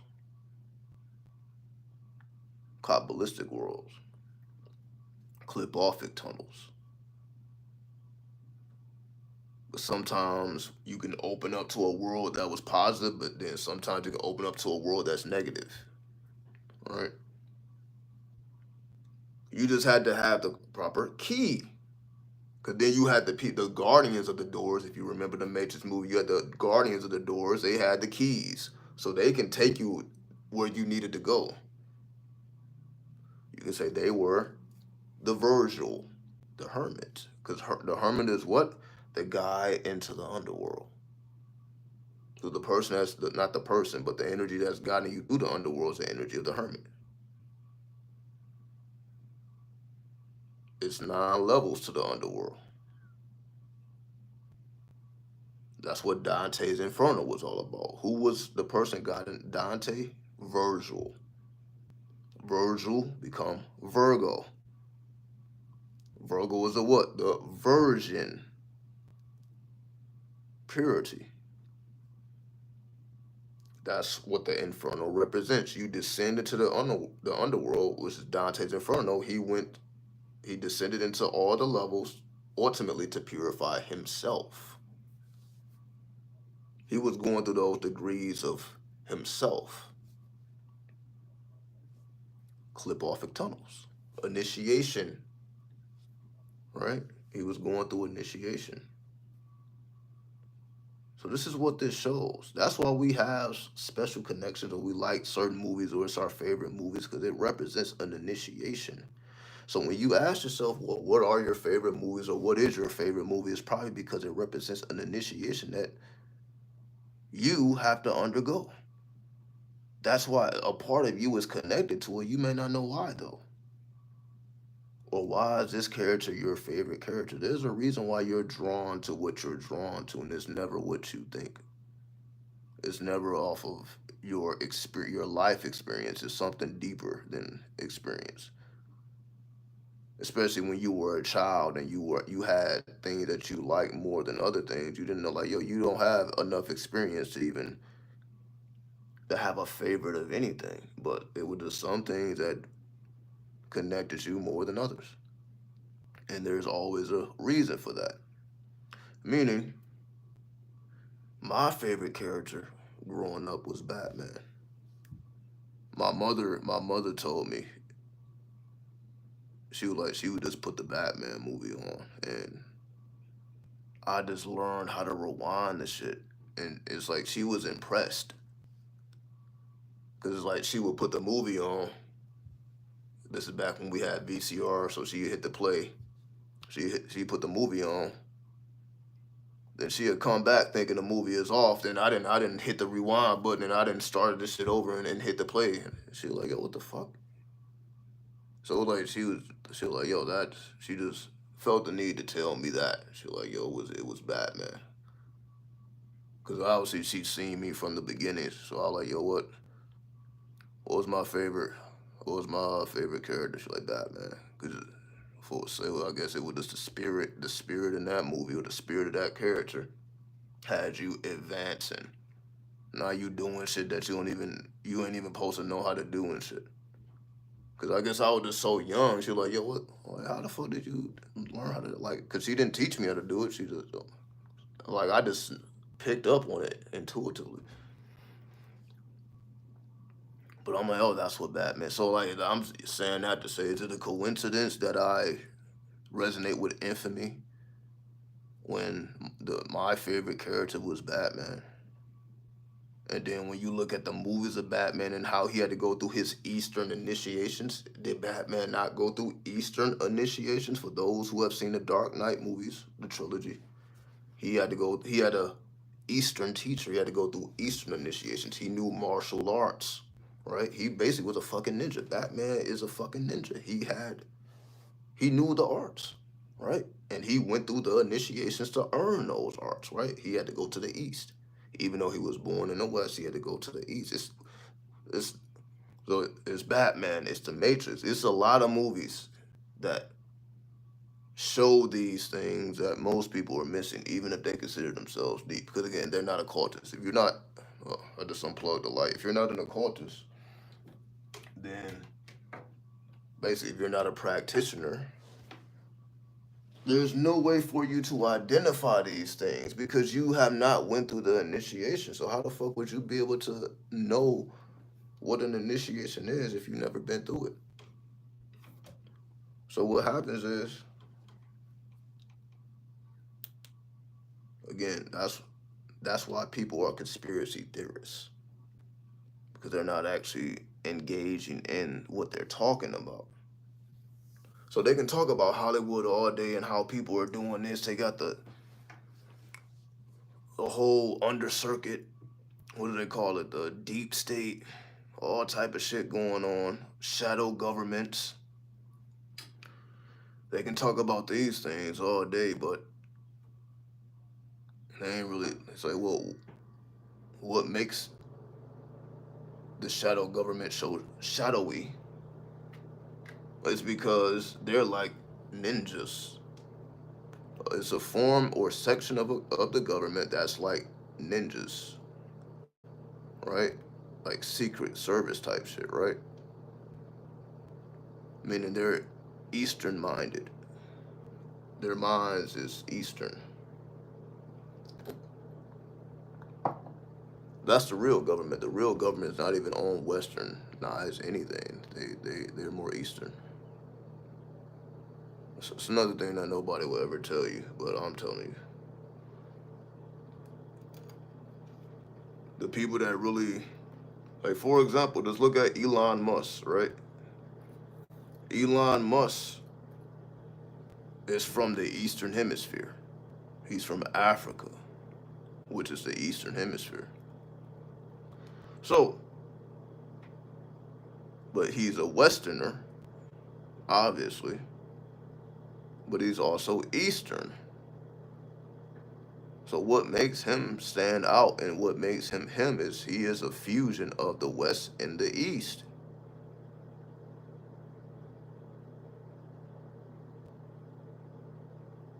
But you know, these things, you see, when you know this, do you really have to wait for some news to come out to make content? Because you see, I don't do that. I just speak. I just speak about my observations or what comes up in my memory. But you see, I can't get too comfortable because I was supposed to be out 20 minutes ago. All right, I do last year. I gotta keep track of time. See, I have to get used to that. But y'all know, like, usually I just speak until I'm fucking exhausted, but I'm like, that's I gotta do 12 fucking hours. I'm like, that's just not gonna be beneficial for me to exhaust myself, and I still gotta do 12 hours. So I have to utilize my discipline. So, wrapping everything up, new degrees. New degrees is just realizing that whatever archetype that you're connected with, it represents a form of initiation you have to undergo. So pay special attention to the things you are drawn to, because it's trying to show you an initiation you have to take, or an inner journey you have to take within towards the soul, to become more soulful. The goal is to become more soulful, aka holy guardian angel. What makes it holy is because it operates from the soul level. Something holy is pure. Your spirit ain't pure, but your soul is, so it has to be referring to the soul.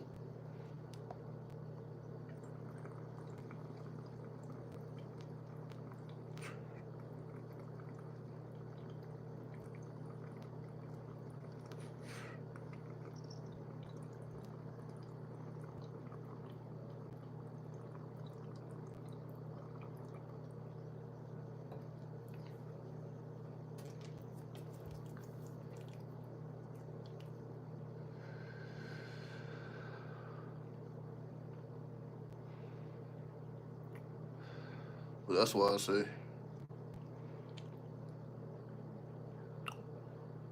can nobody show you all worlds except someone who's actually in the shit, who's actually with the shits.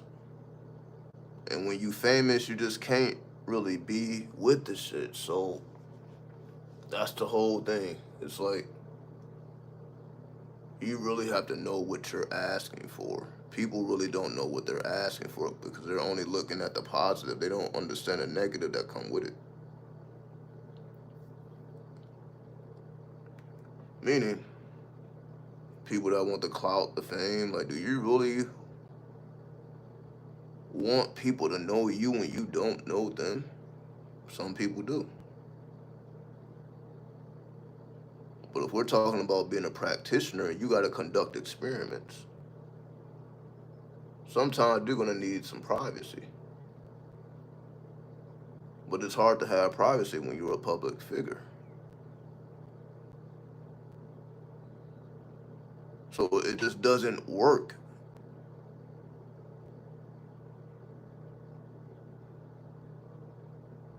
That's why even with our artists, you would think artists would mature a lot more than they do. But we see they really don't. Motherfuckers be talking about the same shit for years, year after year after year. Motherfuckers still. The flow may get better, the delivery may get better, but like the subject matter. I mean, it shouldn't just be one fucking Jay-Z. And this is supposed to be the world arts. Why is it just one Jay-Z?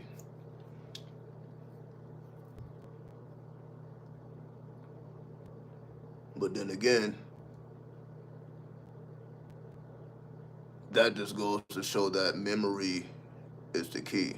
Because what makes Jay stand out is he doesn't write anything down, which is something he got from Big. Big didn't write anything down. So basically, him seeing that, he was like, nah. Actually, it may be the other way around.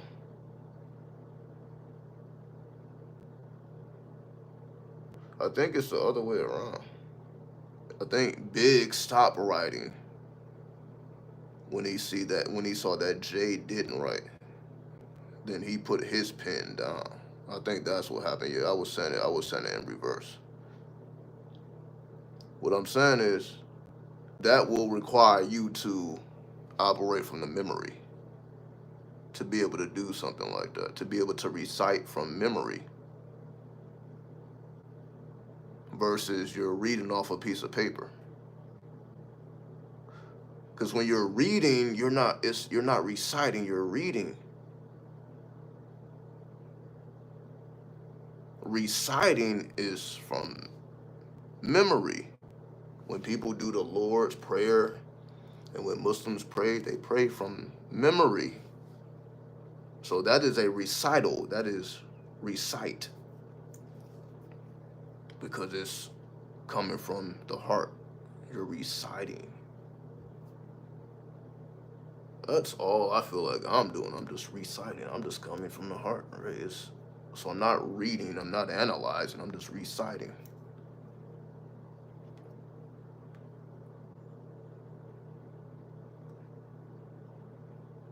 So this Jay-Z just has to be the example. And again, I use him as an example because a lot of people associate him with the Illuminati and the dark side and all that. But honestly,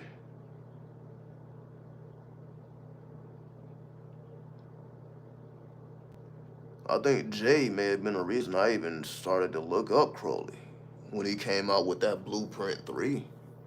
This is what I'm saying.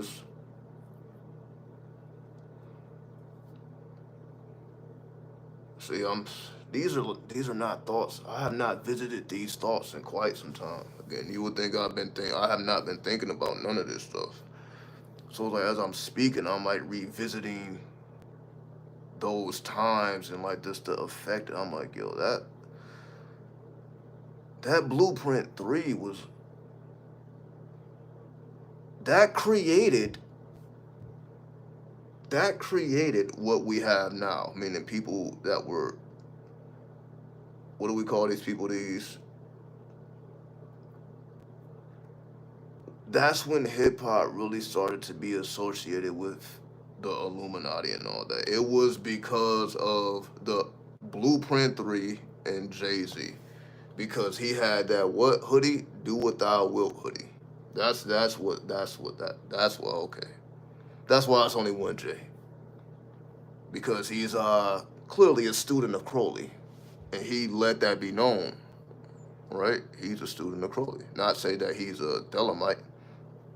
We ain't got to go that far into it, but clearly, because he didn't also rock the flag of the Nation of Gods and Earths, but he's not a part of the nation, so we don't have to like claim him or nothing like that. However, that would explain a lot.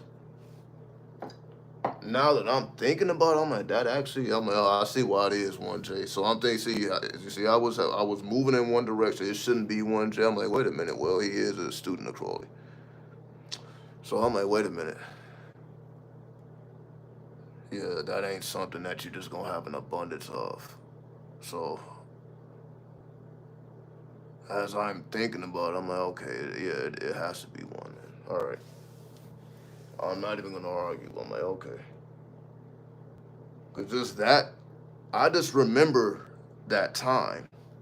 And I just remember on YouTube, it was like Hebrew Israelites just began to attack that album because of the imagery. It was like, you know what I mean? Like we gonna run this town. They're like, yo, look at this fuck. They were tripping over those videos that was coming out. Oh yeah, run this town. What was on to the next one? All the videos he was dropping with that album was like real occulty. It was real like, yo, that's why he had like, yeah, that's when he was really, but you could say that energy. It just at that time he was on this Crowley. So you could take just that doing that album. He was like it was like it's all symbols and all type of shit, right? That album is just different than any other album he did. It's just that energy is different, and because I remember that time vividly, and then the whole YouTube atmosphere changed. Like yo, we have to like the religious people it was just too much for him. He created a whole genre. Jay-Z created the genre that we see now. Now everybody wants to decode fucking music videos and shit like no. That started when Jay-Z came out with the Blueprint 3. I was aware. I'm like, yo, that I couldn't. It was so no. It was so crazy. They didn't even want us to play that in the house. I remember that shit. Like, do not play that in the house. That shit was said. Like, they didn't want that shit even played in the house. Cause it's like that started a whole. But I'm like, cause he was channeling Crowley. That kicked off a whole shit. I remember these times vividly as I'm going into my memory banks. I'm like, oh yeah. I just remember how I was feeling, and I was like, yo, that's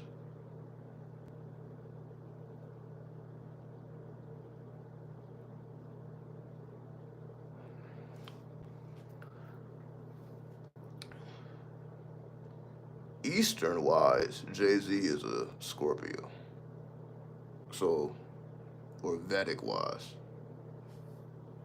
because in Western astrology he's a Sagittarius, but in Vedic or Jyotish, he's a Scorpio. So I'm like, he was in the Scorpio bag in the Blueprint 3, because that energy that was just all Scorpio right there.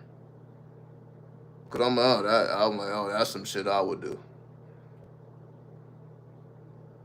I'm like, oh, okay. Cause as you see, yeah, he went through a little phase. He was tapping in the quarter. I'm like, oh yeah, that's what I would do. Me just being full fledged Scorpio on the western side of it. You see that? I'm like, oh, I'm just full fledged into it. So, but this is what I mean. Like, I'm just speaking from memory, and as I go through the memory, I'm like, wait a minute. Okay, it is one. It can only be one. Cause I'm like, that's why I'm like, I be feeling the same way. I'm like, I don't think nobody else is gonna do what I did, and they're not supposed to. It was just like a one shot type shit. Like, I did it just to bring this shit. It is what it is, right? But it's supposed to be that way. Just like it's not gonna be another you. Whatever you came here to do, it was for you to do it. It ain't really for nobody else to do. I mean, we are assigned special purposes. The world doesn't want you to know that. The world just wants you to work for the corporations and just to build their shit up. The world doesn't want you to manifest your own brilliance. Like, yo, you have a particular assignment while you're here. It's not just any assignment.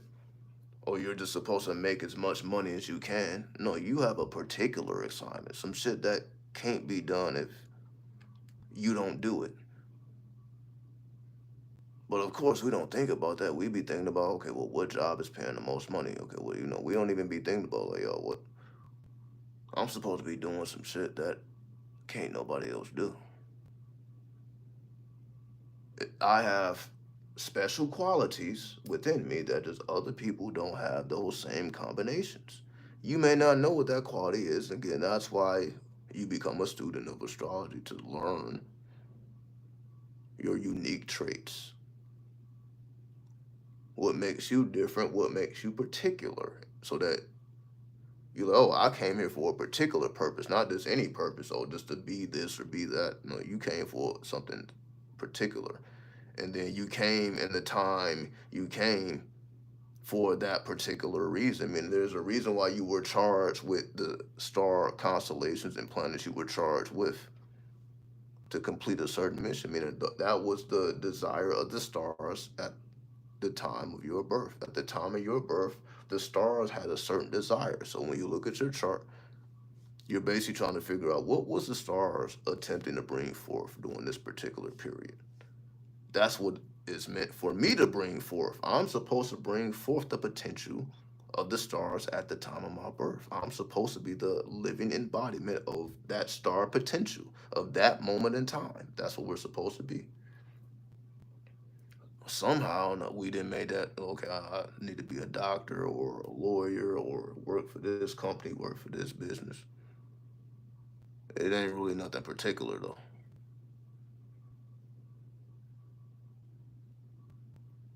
So you see, we give up our particularness.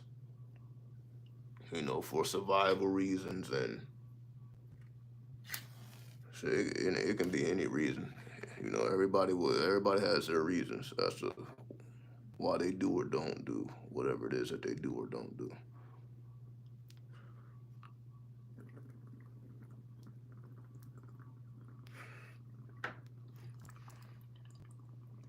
So anyway, I'm gonna go ahead and start wrapping this up, so I can prepare for the next day. I got a couple more hours. It's about to be 9 here. It's about to be 12 East Coast, so they already about to start up their new day. But not really. The new day doesn't start till sunrise. If we're going by planetary hours and days, the new day doesn't start till sunrise.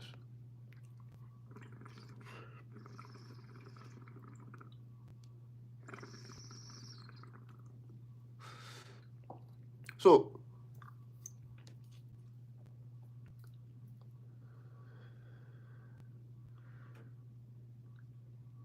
I guess this is just called new degrees, huh? Hopefully, your next degrees are particular to you.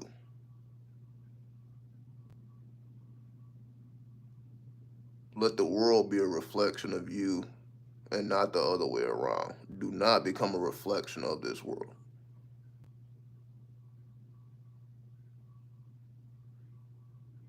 Give the world a reason to strive for higher, strive for better. Give them a reason to. That's all we're doing here, right? I'm just giving you a reason to strive for more.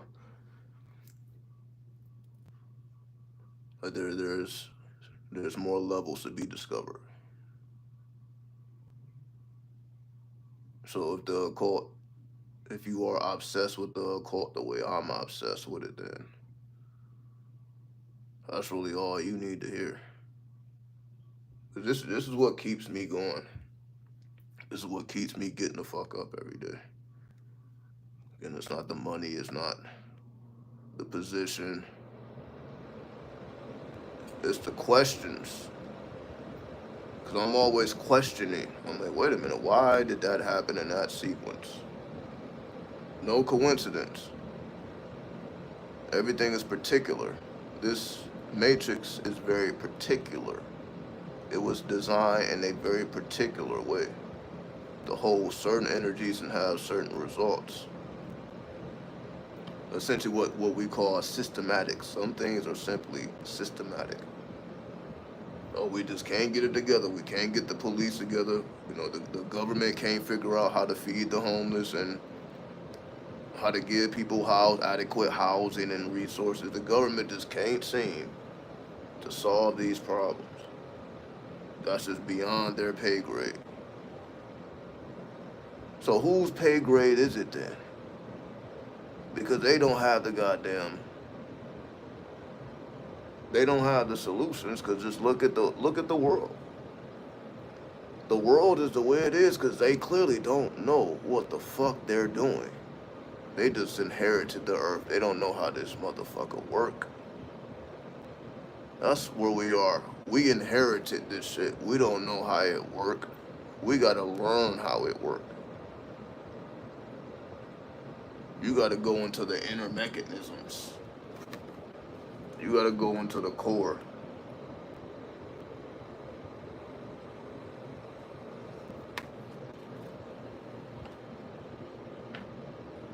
That's what matters.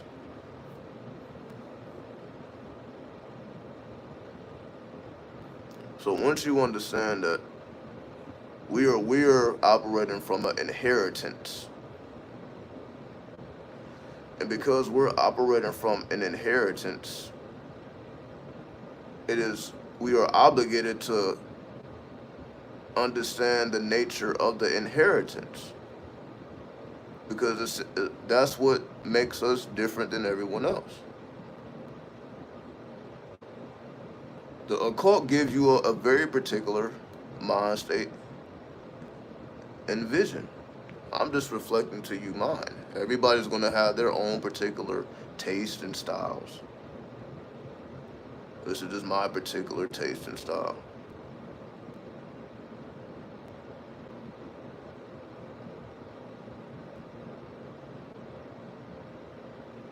So when you understand everything is particular, including you, including your time of birth, meaning that all that had to happen, not just for a reason. Oh, well, everything happens for a reason. Well, what is the fucking reason? You see, they don't be having the fucking solutions. They know the questions. They don't have the solutions. Because again, their whole motto is make you like them. They're not trying to make you like you. They're trying to make you like them.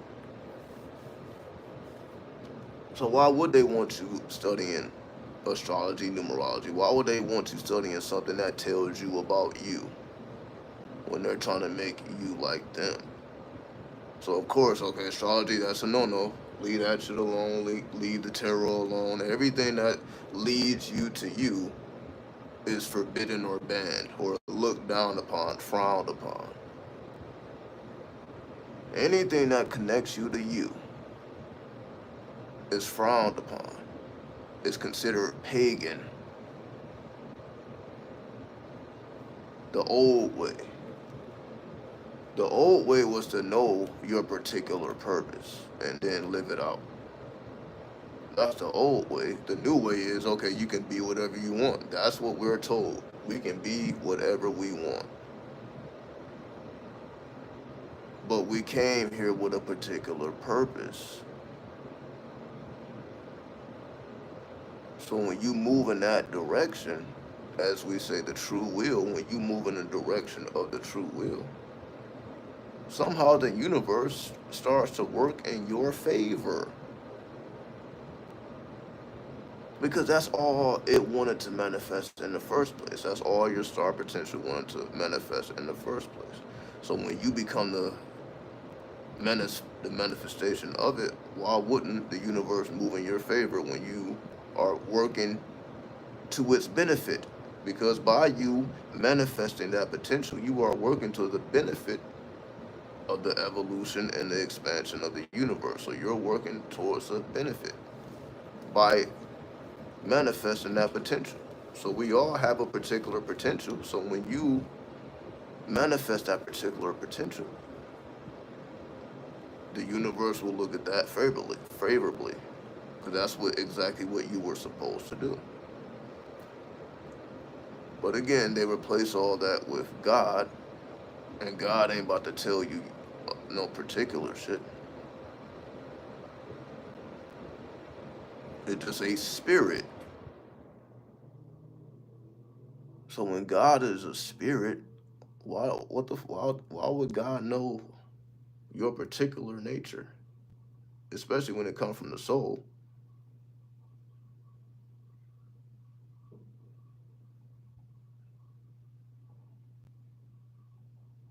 So what would the spirit know about the soul?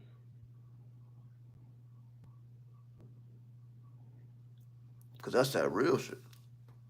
That's what the Gnostics were developing, that divine spark. And those are the early Christians. So the early Christians knew, okay, the only thing that's real is the soul. So that's what we're going to cultivate. So that's why the early Gnostics, aka the early Christians, they were into all this pagan shit. Tarot, astrology, numerology. This is what they was doing with their pastime, because they were not a part of the system or the government. They didn't care to build up anything worldly, really. But they had a bunch of orgies. So they was essentially, you can say they was all about destruction. The early Christians was all about destruction. We just about to fuck till we fully exhaust ourselves and then accomplish what we want to accomplish through magic. So essentially their weaponry was magic. This is essentially where sex cults come from. That's why that shit, motherfuckers don't like that. Oh, look at this fucking sex cult.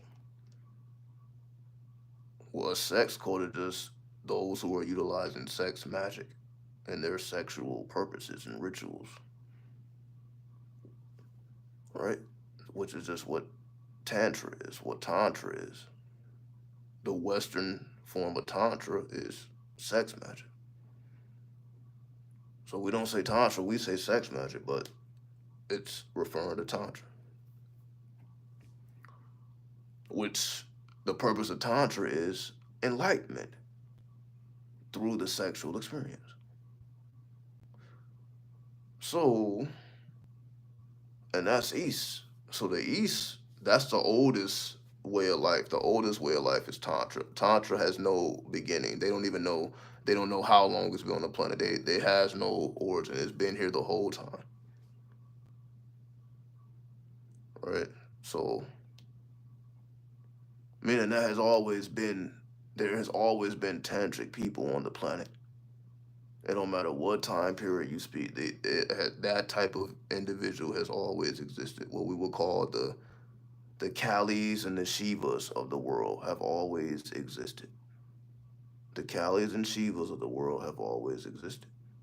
And their first way of life, before things became religious and cute, it was tantric.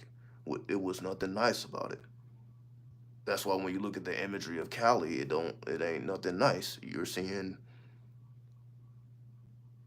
arms and legs and cut off heads. You're seeing real extreme imagery with Kali. She's not one of the nicer goddesses, right? Like Lakshmi, for example. Kali got the nappy hair. Kali, she was manifested from war, while Lakshmi is like love and abundance. So obviously, you can say most people obviously would prefer to work with Lakshmi before they work with Kali, even though Kali is the oldest. Because as we said, the tantric is the oldest, so that means Kali has always been here as well. She's one of the oldest deities. She's always been a. It was never a time where she didn't fucking exist, essentially. So damn, these motherfuckers was here the whole time. They was here the whole time, still doing shit now. Because here we are, still talking about foundations that have no time. No, there's no. We don't know how long this shit. We just know it's been here, and it's still here. It's just now that it's underworld.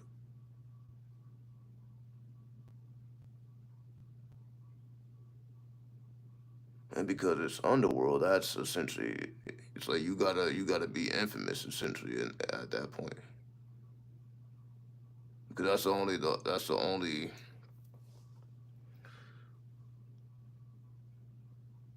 only way essentially for you to navigate with people when they not really have anything to use against you. Like if you a famous person and you doing all type of unspeakable sexual acts, a person obviously could use that against you and like blackmail you. But when you have no identity, when you faceless, you're like, who cares? It's like it doesn't. You're not thinking about, well, this is about to destroy my whole life. You're like, the other person didn't even know you had a life to destroy.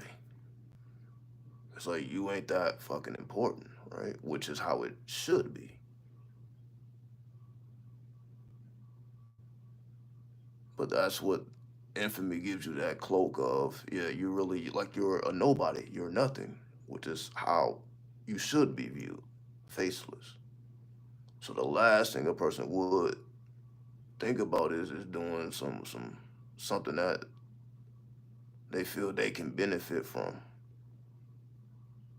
Because if you had a sex tape of a famous person, you could sell that for a lot of money, of course. So a person would have a reason to want to get you in those type of acts because it's going to result in them getting money. So not only are they trying to destroy your reputation, but they're trying to get paid off of it. Because the more they destroy you, the more they get paid, build or destroy. So the more they can make you look like a fool, the more money that's gonna come in their pocket. Ultimately, they trying to take your spot. So whatever you was doing, now they doing it. Now they about to build a whole legacy off of everything you built. This is how they plan it.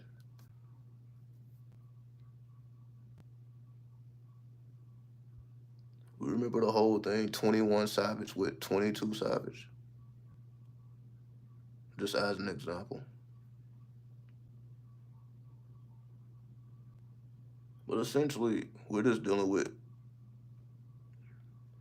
a lot of base or baseless people that if they see you as a come up, they essentially would like to essentially take that risk. But when you are properly cloaked, even if they try to take the risk, it just wouldn't work out the way they thought. Because you got certain strings that's gonna get pulled. Meaning, if it's sacred, the book of the law knew it says, do whatever you want, just dedicate it to me, always to me. Long as you dedicate it to me, it's all good. The moment you just start doing shit because you think that you can just do whatever and there's no rules and regulations, like, all right, you're gonna find out that you probably should have listened. Because when you follow suit, now you got some spiritual protection that's gonna make sure that things stay sacred,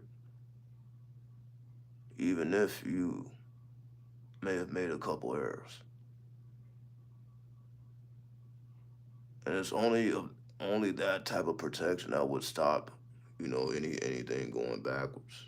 Essentially, you can be famous but you got to be involved in dark magic if you want to be famous successfully. So I don't want to discourage people from being famous, but you must operate with some very dark magic to conceal shit if that's what you plan on doing. Meaning you have to be a dark magician because you, as an artist, and we know the lifestyle of an artist is completely different than the lifestyle of a normal person. So we just have to make that clear. As an artist, you see, an artist is a very creative type of lifestyle versus a more structured person is going to be more structured. So you can say an artist needs different type of stimulation than someone who's more logical. They are inspired, meaning some artists have to lock themselves in a room for weeks in order to produce. Some artists have to, again, like it's just when you are an artist, you know the type of stimulation or the type of environment or atmosphere you have to create in order for you to do what you do. There's a certain alchemical combination that allows you to get into the space you need to get into to perform your rites and rituals and whatever it is that you're doing.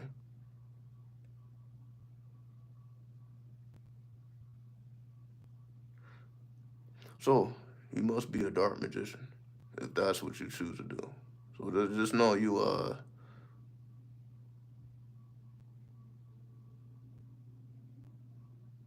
there's a reason why certain things don't come out about certain people. Because again, people getting all out of their body, with this Diddy madness. Like, oh, now it's gonna be more to come and all that. It's like they can't expose you if you didn't break the oath, because then they would be wrong. They can only expose you if you break the oath or if you violate it. That's how they operate.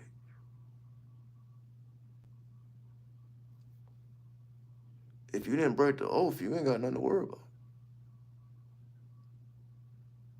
There is no always going to be this person, that person, this and that. People always a reckoning. Certain people are being exposed. People that was doing all type of heinous acts that they shouldn't have been doing. Well, now it's all coming to the forefront, and it's like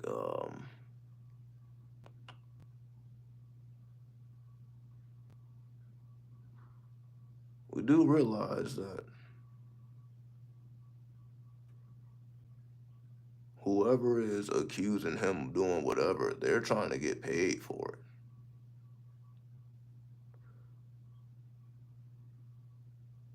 There is no one who just went, okay, I'm just about to tell my story. I don't want nothing from it. No, they want something from it. So it's like it just makes it not pure. Even if it's true, it's still not pure because they're trying to get the maximum benefit.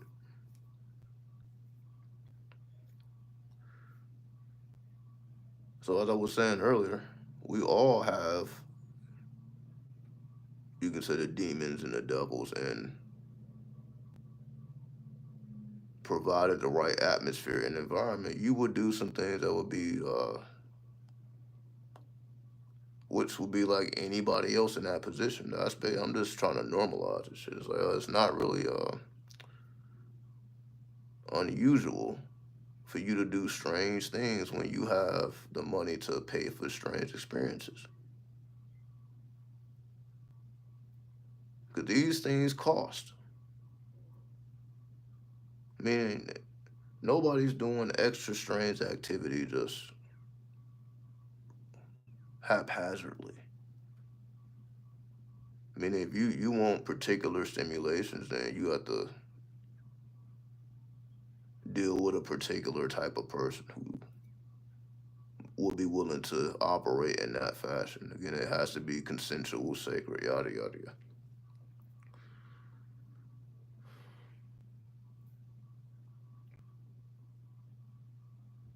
If you don't break the oath, you ain't got nothing to worry about. It's just that simple. When you are a part of what we call famous or fame, you basically have to become a mason. You have to take an oath. Why? Because you're going to be exposed to things you can't talk about. That's how it works.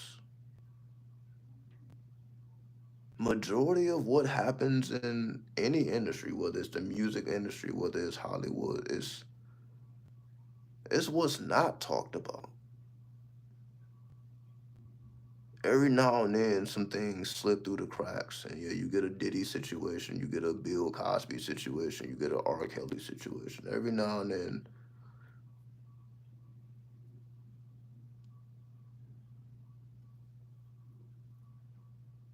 other than that, majority of the stuff going on is not spoken about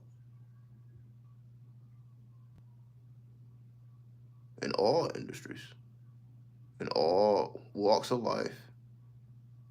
It's going down. Why? Because this is what the soul desires. This is a soul desire. That's why people are willing to destroy families and marriages, and they willing to throw it all away for their particular desires. Because that's what's really important to people, because that comes from the soul.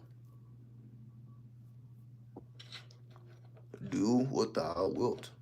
Operate from the soul. Follow your bliss. Follow your soul force. Because that's not going to lead you in the wrong direction. That's going to actually lead you in the right direction. Following the spirits is going to lead you in the wrong direction. But following the soul, you're going to be rewarded for that. Following the spirits, you're going to have to pay the cost. So, what I'm saying is, it's a secret society, so they all are engaged and the madness, they just don't speak on it because they are holding an oath.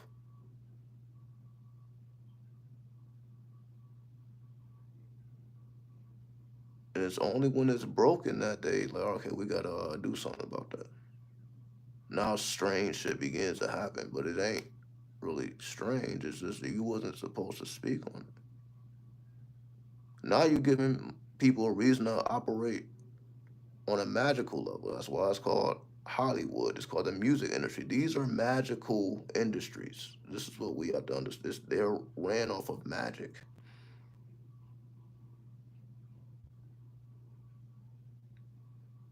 The underworld operates off of magic. That's why it's so appealing to the world. It's so appealing to the world because, like, yo, how do you come from nothing and you gain everything? Or some type of similar case. How were you the underdog and you made it to the top? Whatever the situation may be.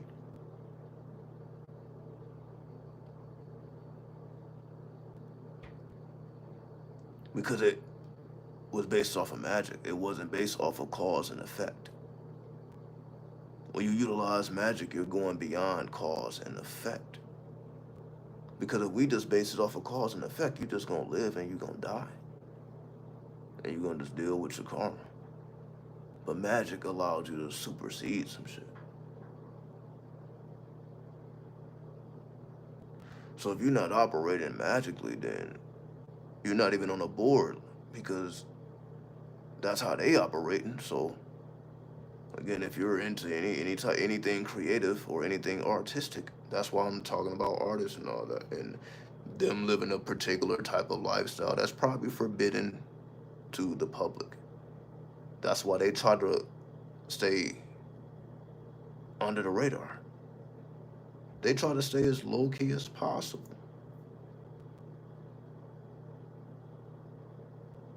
because they're doing very particular things, whatever their stimulation just so happen to be. Everybody's gonna have something. Some people's are more darker than others, others are lighter. It just depends on the time you were born and the location.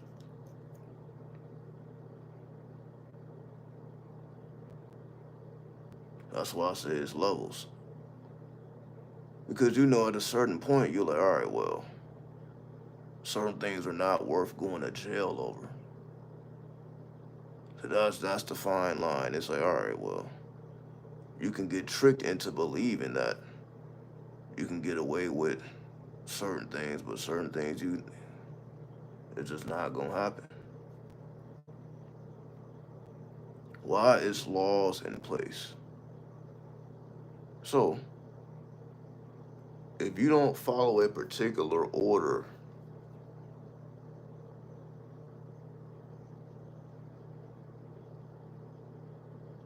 and math is called order of operations, right? Order of operations. That means if you don't follow this order of operations, you're gonna come to the wrong answer. In order for you to come to the right answer, you got to follow the order of operations.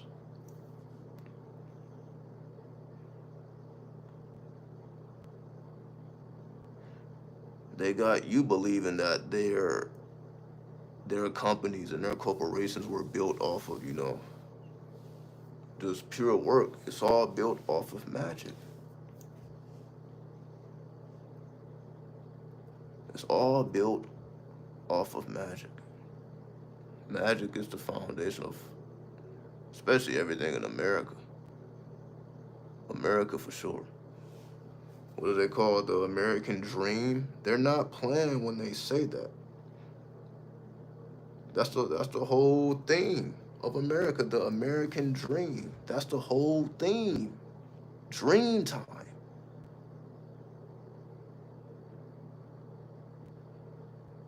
So why is it so hard to dream? If we are here in America, for those who are in America, and the whole motto of America is living the American dream. It's not the American reality, it's the American dream.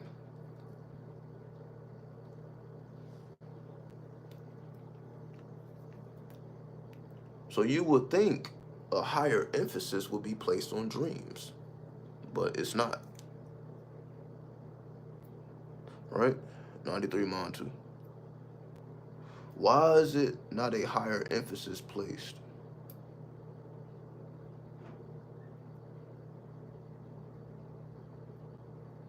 I guess it's not even about the why.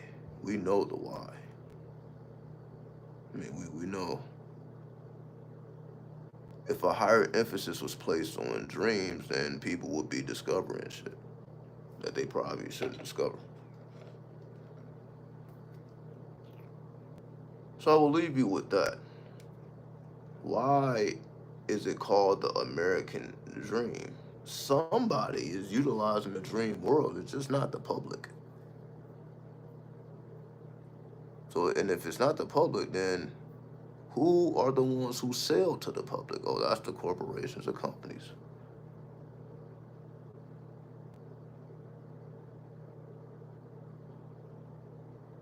It's just their form of magic is based in technology.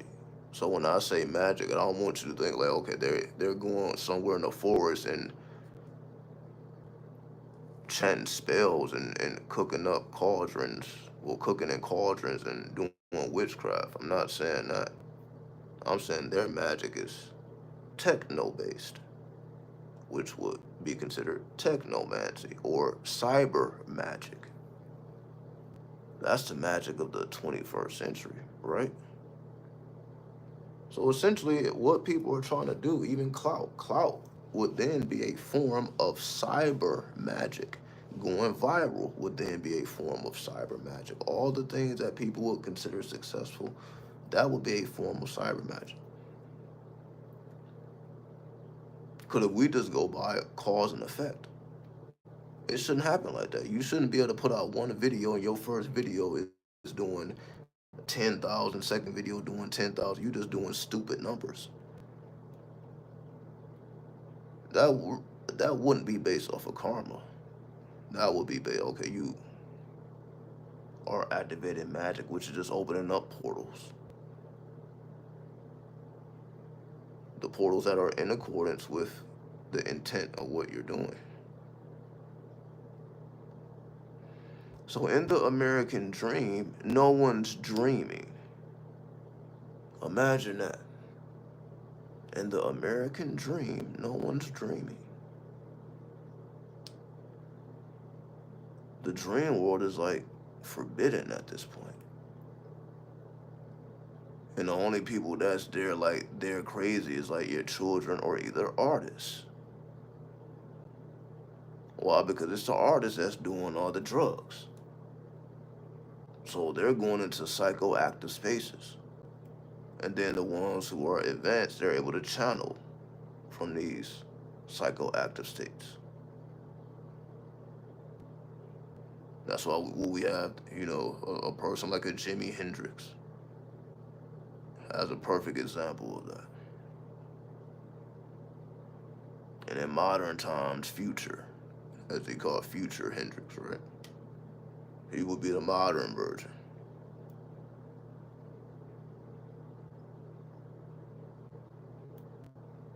So in the 21st century, if it's about cyber magic and technomancy, is it a coincidence that you really can't find too much emphasis on neither one of those? Is that the topic of discussion, though, or people? Is that what you're going to find on the channels of spiritual people? Nope.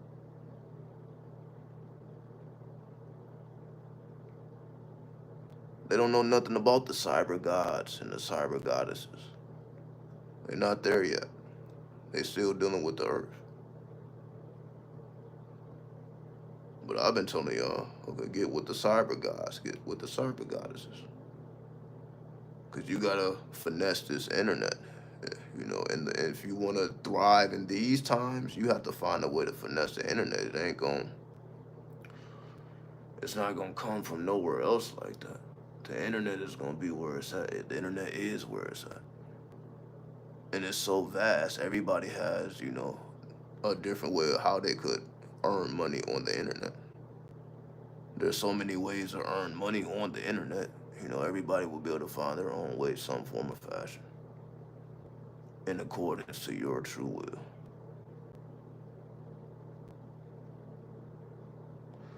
So yeah, you got an abundance of everything else.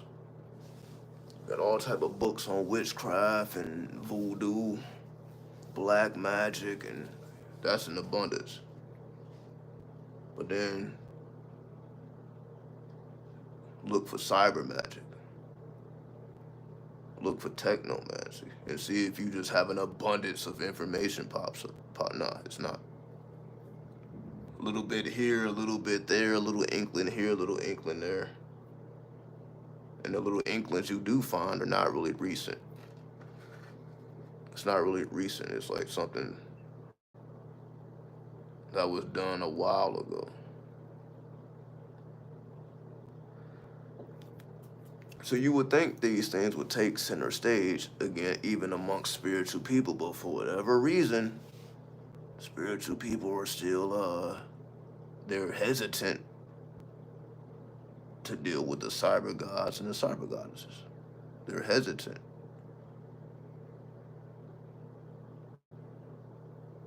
But that's why I be talking about all type of shit, right? I done told y'all about YouTube. I done told y'all about fucking what, OnlyFans, pornography. I'm like, I would do all type of shit. It's just all content. So, and just imagine, hypothetically, that my true will was more aligned with pornography. How would I have to deal with that? So that's why I be throwing those questions out there. I'm like, imagine you seeing in the stars like, damn, I was meant to be a fucking porn star. Which is basically utilizing the internet tantrically. So to make it more sophisticated, people don't like the word porn. To be a tantric documenter, to document the tantric experience, right?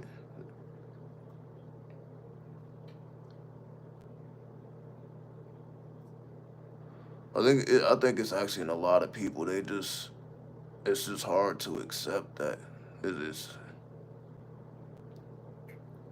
It's not easy. Well, to see, yeah, a lot of women, you know. Well, how do you tell somebody, okay, you came here to sell your body or some shit? How do you tell a person that? You came here to just strictly for pleasure and shit. You came here to give other people orgasms. And that ain't even some shit that a person would probably even say, even if they seen it in your chart. You probably would try to disguise it in a way to make it sound more professional or whatever. Very rarely, if you are you going to run into a person, okay, you that's your purpose, sex work. There's no like nothing else, nope, sex work. Nah. But we know some people did come here for that. May be viewed by the masses or the public. Some people were born at a time where the energy was just sexual. Everybody was fucking. So you just embody that energy. It ain't cause you asked for it, you just inherited it from the stars. So it's just things that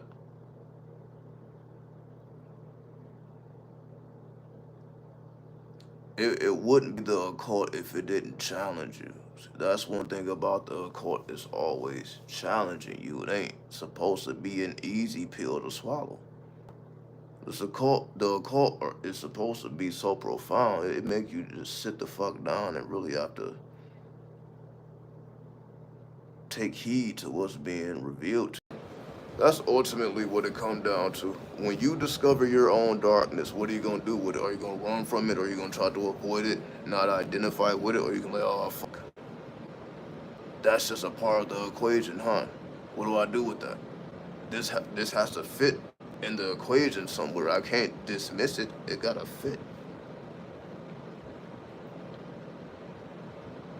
Meaning it has to have an expression, whether that expression is physical, whether it's mental, or whether it must have an expression,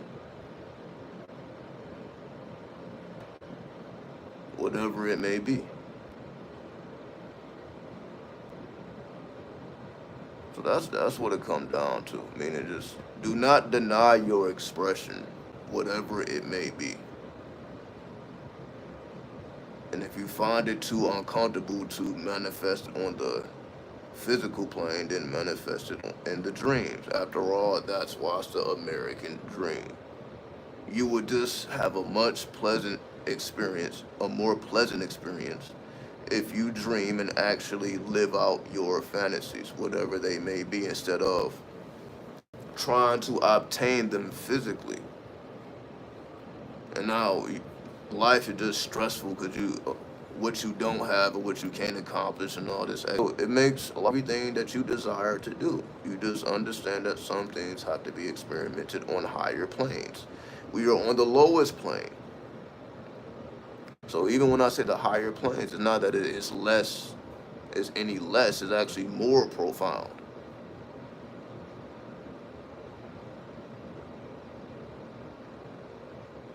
Like I done told y'all, I done had fucking full body orgasm in dreams.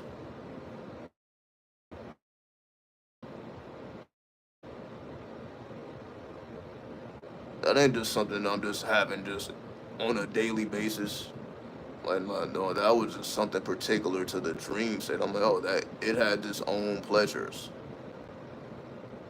But again, that's not really something that a lot of people are into. But again, it's the American dream. If we are not in the dream plane, we're missing the whole point of being in America, where everybody just fucking working and working. What are you doing working? Everybody's at work. And they gonna never be, what are you doing, dreaming? When has that ever been the fucking response? Purposefully dreaming, not just you just so happen to be dreaming on purpose. I've been dreaming on purpose. Because for most people, they don't have the time to dream. Like, okay, what if that take time? Time has to be created. Don't listen to the people that say, oh, everybody got the same 24 hours. No, they don't. Time can be created and destroyed. That's the eight. That's why people would kill time, right? So if you can kill time, why would you not be able to make time? If you can kill it, you can make it. So there's no time has to be made. So basically, all this stuff, most people just won't find the time to dedicate the amount of study required to master this shit. It ain't supposed to just, oh, you just got all this time. The time has to be created. You're like, oh, my time is already filled up. The time has to be created. Right? Create the time. And then you will find yourself having more of it. Because if we try to wait for the right moment and to try to use time we already have, it's going to make things more complicated. So you have to expand time instead of trying to shorten it. It has to be expanded. But this is artistic. Time is an illusion anyway, right? People say that, but they don't ever explain why. How are we picking and choosing if time is real or not? So if we already agree collectively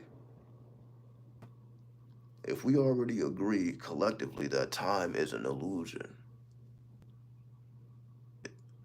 if it's all illusionary, and it ain't like we're dealing with something that's real, we're dealing with something illusionary. So why would it not be possible to create more of that which is illusionary? The American dream. Realize that this is a dream. You are in a dream. And you must learn the nature or the art of dreaming. If you want to be successful in America, you have to learn the art of dreaming. So while everybody else is trying to visualize, you dream. Do what everybody isn't doing. Because that's the one thing people are not doing. Oh, they working. They working all on the clock. But what they not doing is dreaming. They may be sleeping, but they ain't dreaming. Because dreaming is a art. You don't get the dream because you want to. You have to dedicate energy to it. It ain't just gonna happen. When we were children, when we were younger, it did because you were full of creative energy. As you get older, the energy slows down. Now you got to open up portals. That's ultimately what it comes down to. Now you got to open up portals for yourself. If you want to channel certain energy, now you got to. It ain't just going. You ain't full of creativity now, so you got to open it up now. You have to create a medium for that energy to be channeled now. That's essentially what getting older is all about. As your physical gets weaker, your magic has to become stronger because you're gonna need that in order for certain things to flow the way they need to flow. As your body goes through its changes.